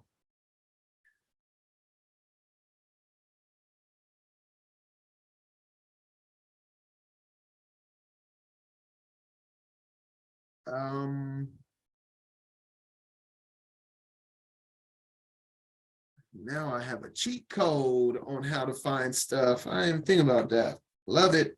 So now we're going to go to verse 31. And then, because we're jumping from verse 31 to verse 40. So let me look at a keyword.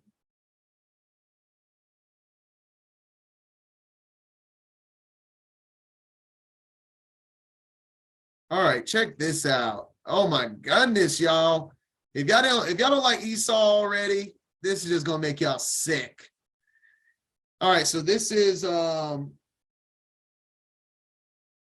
verse 30 and 31.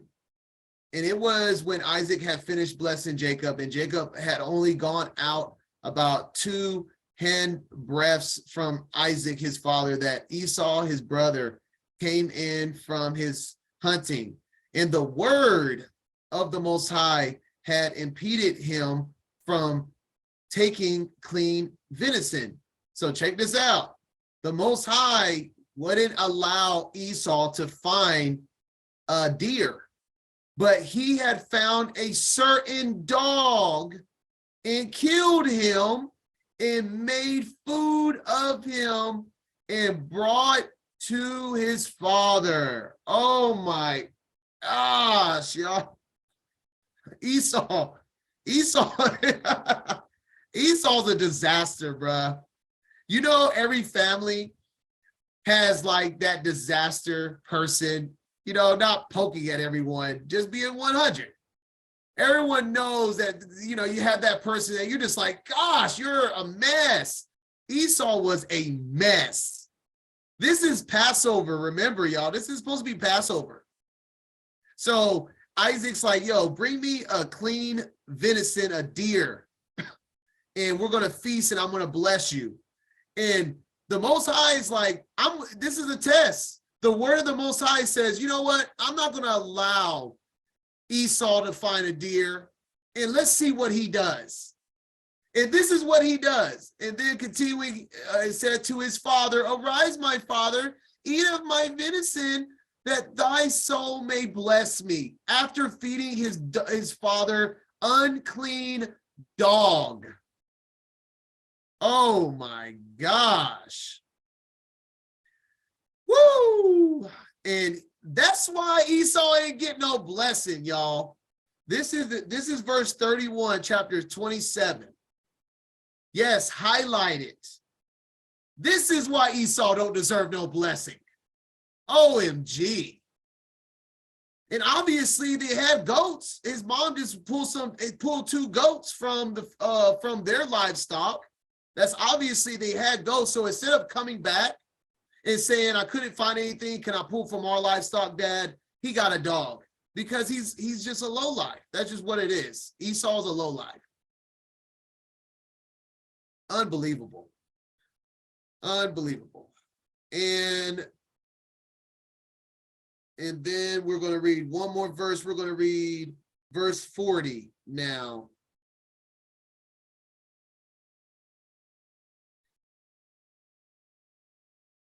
All right.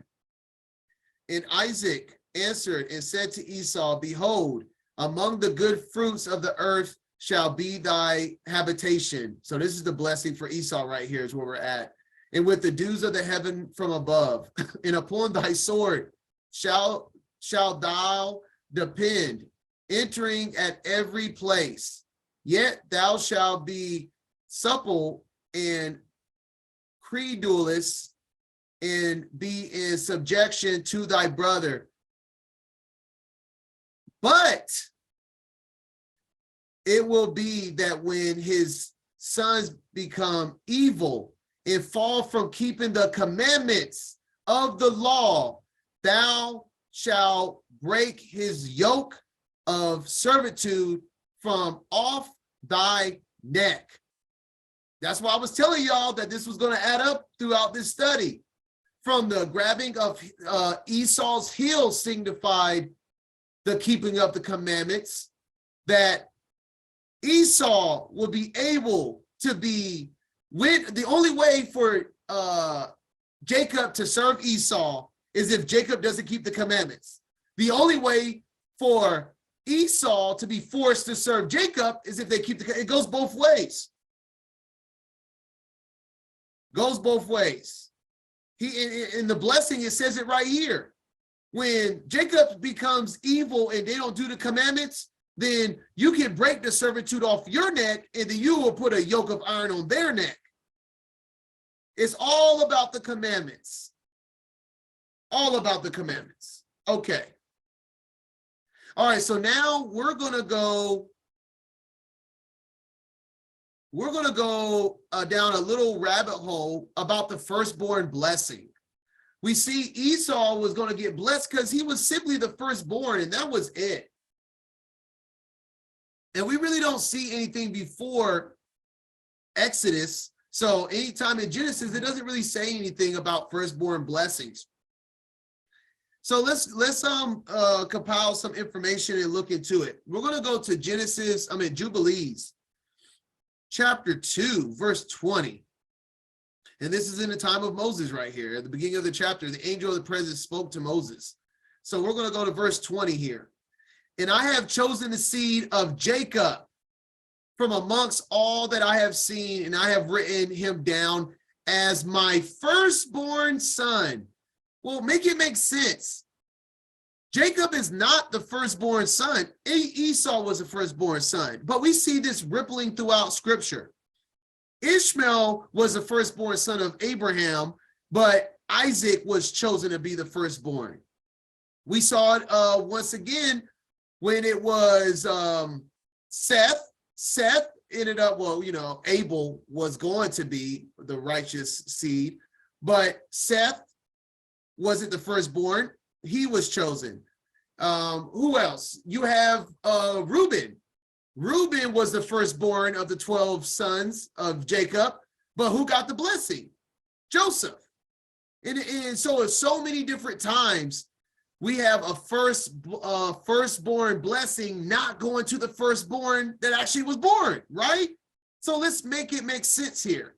And that's what we're about to go down here. Yes, exactly. David got the blessing, and David was the youngest of all his kids, all of his brothers. So at one point or another, he told his people to vow his firstborn, but it's not actually about the firstborn, and that's what we're going to read about here. And we see that Jacob was chosen from the beginning, even though Jacob obviously, why didn't he just make Jacob the firstborn then, right? It's because there's a message behind it. We know this. So let's go down this rabbit hole a little bit real quick. So let me finish reading this real quick. I have sanctified him unto myself forever and ever, and I will teach them the Sabbath day, that they may keep the Sabbath thereon from all work. All right. So Jacob, Israel is his firstborn. No matter what you want to say it, that's what he has said, and that is what he has determined. So now let's go to Exodus 2, actually, where it says something about the commandments of firstborn. Let's go to that and put it in context.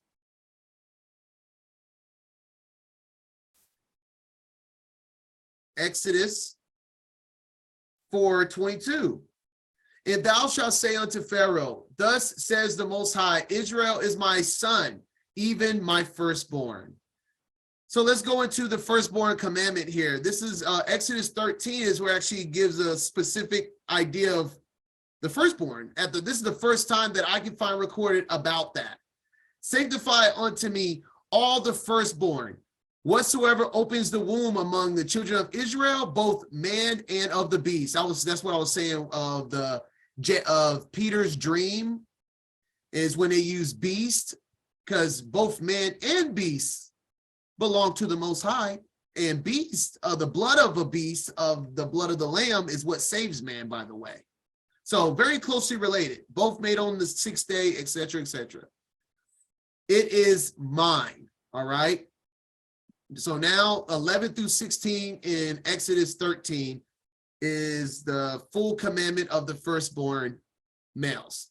And it shall be, when the Most High shall bring thee into the land of the Canaanites, as he sware unto thee and to thy fathers, and shall give it thee, that thou shalt set apart unto the Most High all that opens the matrix, that is womb, same word, it's the same exact word, opens the womb, in every firstling that cometh of a beast which thou hast, the male shall be the Most High's. In every firstling of an ass thou shalt redeem with a lamb. And if thou wilt not redeem it, then thou shalt break his neck.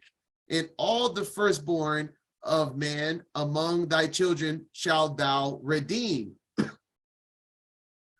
it shall be, when thy sons ask thee in time to come, saying, what is this? That thou shalt say unto him, by strength of hand the Most High brought us out from Egypt, from the house of bondage. And it came to pass, when Pharaoh would hardly let us go, that Hiah slew all the firstborn in the land of Egypt, both firstborn of man and firstborn of beast. Therefore I sanctify to the Most High all that opens the womb, being males, but all the firstborn of my children I redeem. And it shall be for a token upon thy hand, and for the frontlets between thy eyes, for by strength of hand the Most High brought us forth out of Egypt. So the first part that is mentioned, you for firstborns,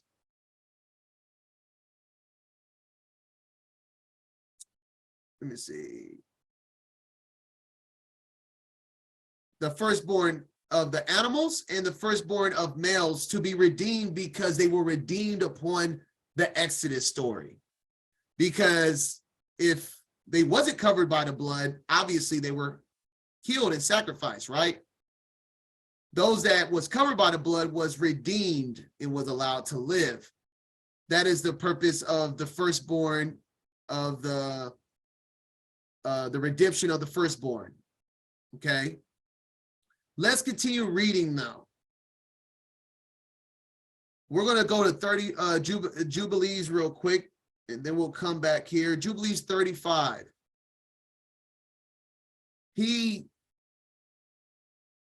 So before I continue, let me speak on it. What this is the point of the Most High saying redeeming the firstborn, and to make it a token upon thy hand and thy frontlets between thy eyes. What does that mean? Your hand is your works, your frontlets between your eyes is your mind. Whatever your mind produces, it will become the works of your hands. So if you are meditating on his word, the works of your hands will be the works of the kingdom.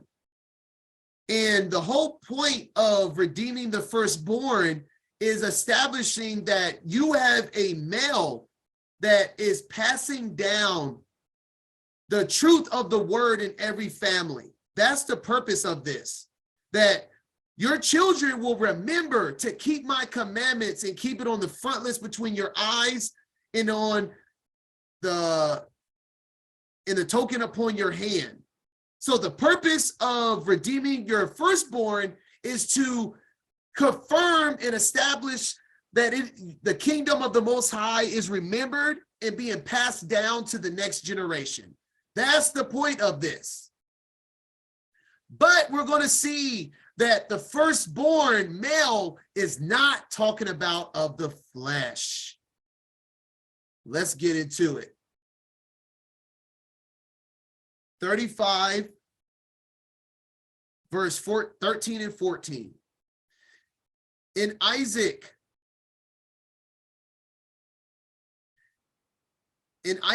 said unto her, I too know and see the deeds of Jacob, who is with us, how that with all his heart he honors us. But I loved Esau formerly more than Jacob, because he was the firstborn. But now I love Jacob more than Esau. So in other words, Abraham knew before Isaac, and the Most High knew before Isaac. So they were making those decisions. Abraham blessed Jacob, and the Most High maneuvered to bless Jacob, because Esau was blinded by just being the dad. For he has done manifold evil deeds, and there is no righteousness in him. For all his ways are unrighteousness and violence, and there is no righteousness around him. And now my heart is troubled because of all his deeds, and neither he nor his seed is to be saved. For they are those who will be destroyed from the earth, and who will be rooted out from under heaven.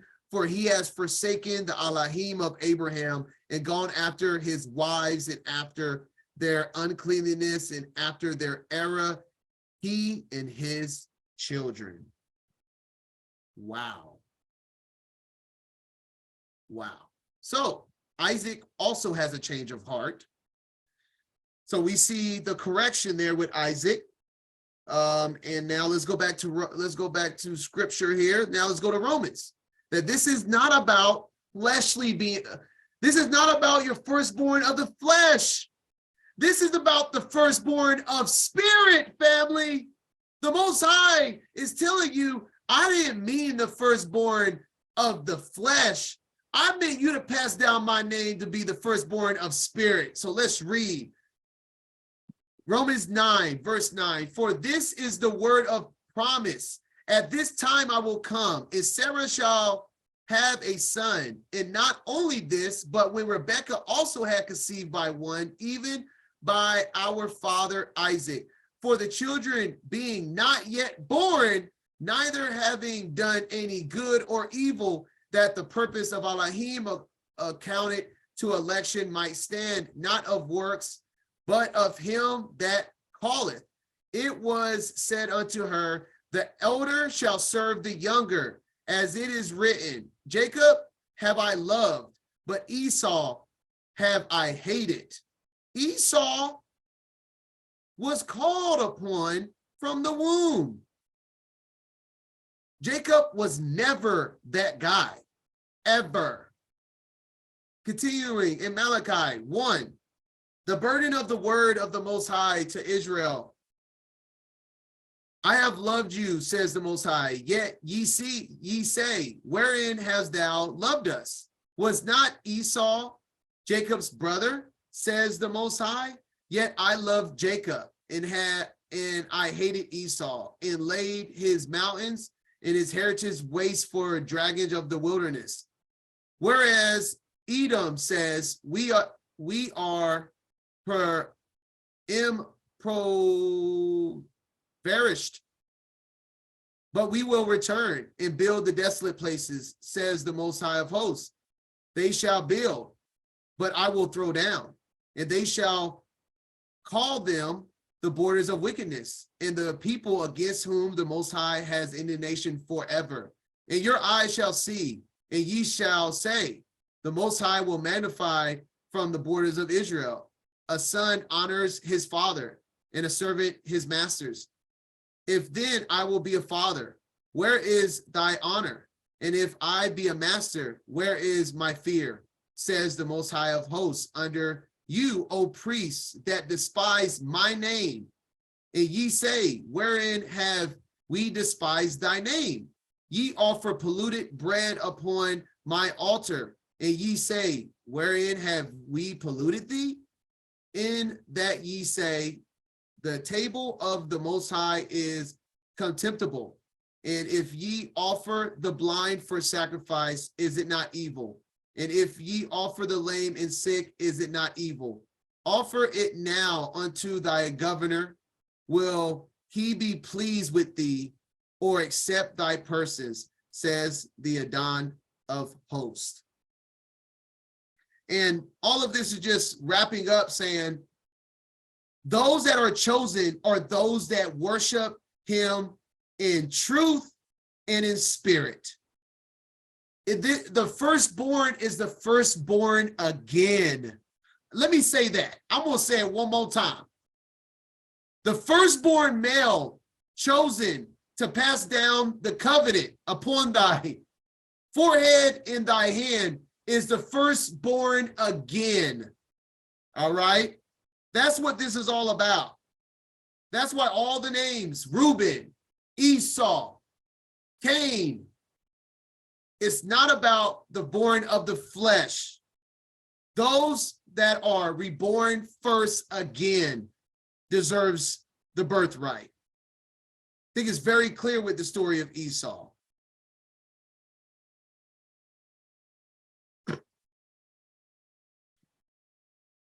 All right. Let's finish chapter 27 now. And Esau hated Jacob because of the blessing wherewith his father blessed him. And Esau said in his heart, the days of mourning for my father are at hand. Then I will slay my brother Jacob. And these words of Esau, her elder son, were told to Rebekah, and she sent and called Jacob, her younger son, and said unto him, behold, thy brother Esau, as touching thee, does comfort himself, proposing to kill thee. And now, therefore, my son, beware my voice, and arise and flee thou to Laban my brother to Haran, and tarry with him a few days until thy brother's fury turn away, until thy brother's anger turn away from thee, and he forget that which thou hast done to him. Then I will send and fetch thee from thence. Why should I deprive also of you both in one day? Rebekah said to Isaac, I am weary of my life because of the daughters of Heth. If Jacob take a wife of the daughters of Heth, such as these which are of the daughters of the land, what good shall my life do me? Okay. All right. Jasher 29. Jasher 29, 12 through 15. And when Esau, just putting this in context, like I said, a lot of what Genesis does is they compact and summarize a story that could be 15 years apart because it doesn't say the full story. So check out the context here. And when Esau saw that Jacob had fled and escaped from him, that Jacob had cunningly obtained the blessing, then Esau grieved exceedingly, and he was also vexed as at his father and his mother. And he also rose up and took his wife and went away from his father and mother to the land of Seir. And he dwelt there. And Esau saw there a woman from amongst the daughters of Heth. Exactly what, this is why Rebecca brought this up, because Esau took a daughter from Heth, whose name was Bosmath, the daughter of Elon the Hittite, and he took her for a wife in addition to his first wife. And Esau called her name Adah, saying the blessing had in that time passed from him. And Esau dwelt in the land of Seir 6 months without seeing his father and mother. And afterwards Esau took his wives and rose up and returned to the land of Canaan. And Esau placed 2 wives in his father's house in Hebron. And the wives of Esau vexed and provoked Isaac and Rebekah with their works. So this is why she was going in on at the very last verse. This is kind of just out of nowhere, right? She says, please don't do this, because this is what she's dealing with already.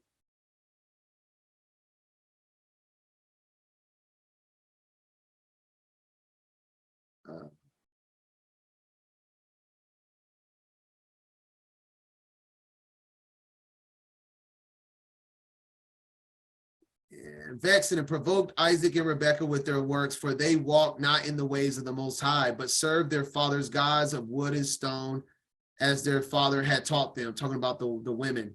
And they were more wicked than their father. And they went according to the evil desires of their heart, and they sanctified and burnt incense to Balaam, and Isaac and Rebekah became weary of them. So that puts, now does all of that put the last verse in context of why she said, please don't take a daughter from Heth. Don't do that. Please go take a daughter from my kinfolk. Now we're going to go down to 20 to 23, same chapter. And at the end of 14 years, check this out. This is what I'm talking about. This is all summarized in Genesis 27. 14 years has passed and we're still in Genesis 27, okay, of Jacob's reciting of the house of Eber. So he went to the school of prophets and stayed with them. For 14 years, Jacob desired to see his father and mother, and Jacob came to the house of his father and his mother in Hebron. And Esau had in those days forgotten what Jacob had done to him, and having taken the blessing from him in those days.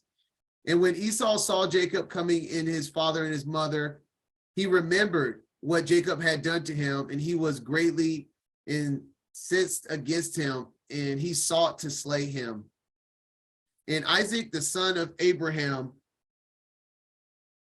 was old and advanced in days. And Esau said, my father's time is drawing nigh, that he must die. And when he shall die, I will slay my brother Jacob. So this line that is said in verse 42 wasn't till after Jacob came back from the school of prophets with Eber. 14 years passed from the blessing to what this is said in verse 42. From 41 to 42 is 14 years. Okay, so yeah, there's a lot of context there that got to put in perspective.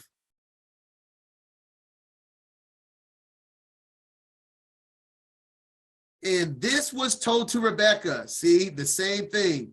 And she hastened and sent and called for Jacob her son and said to him, arise, go and flee to Haran to my brother Laban, and remain there for some time until thy brother's anger be turned from thee, and then thou shalt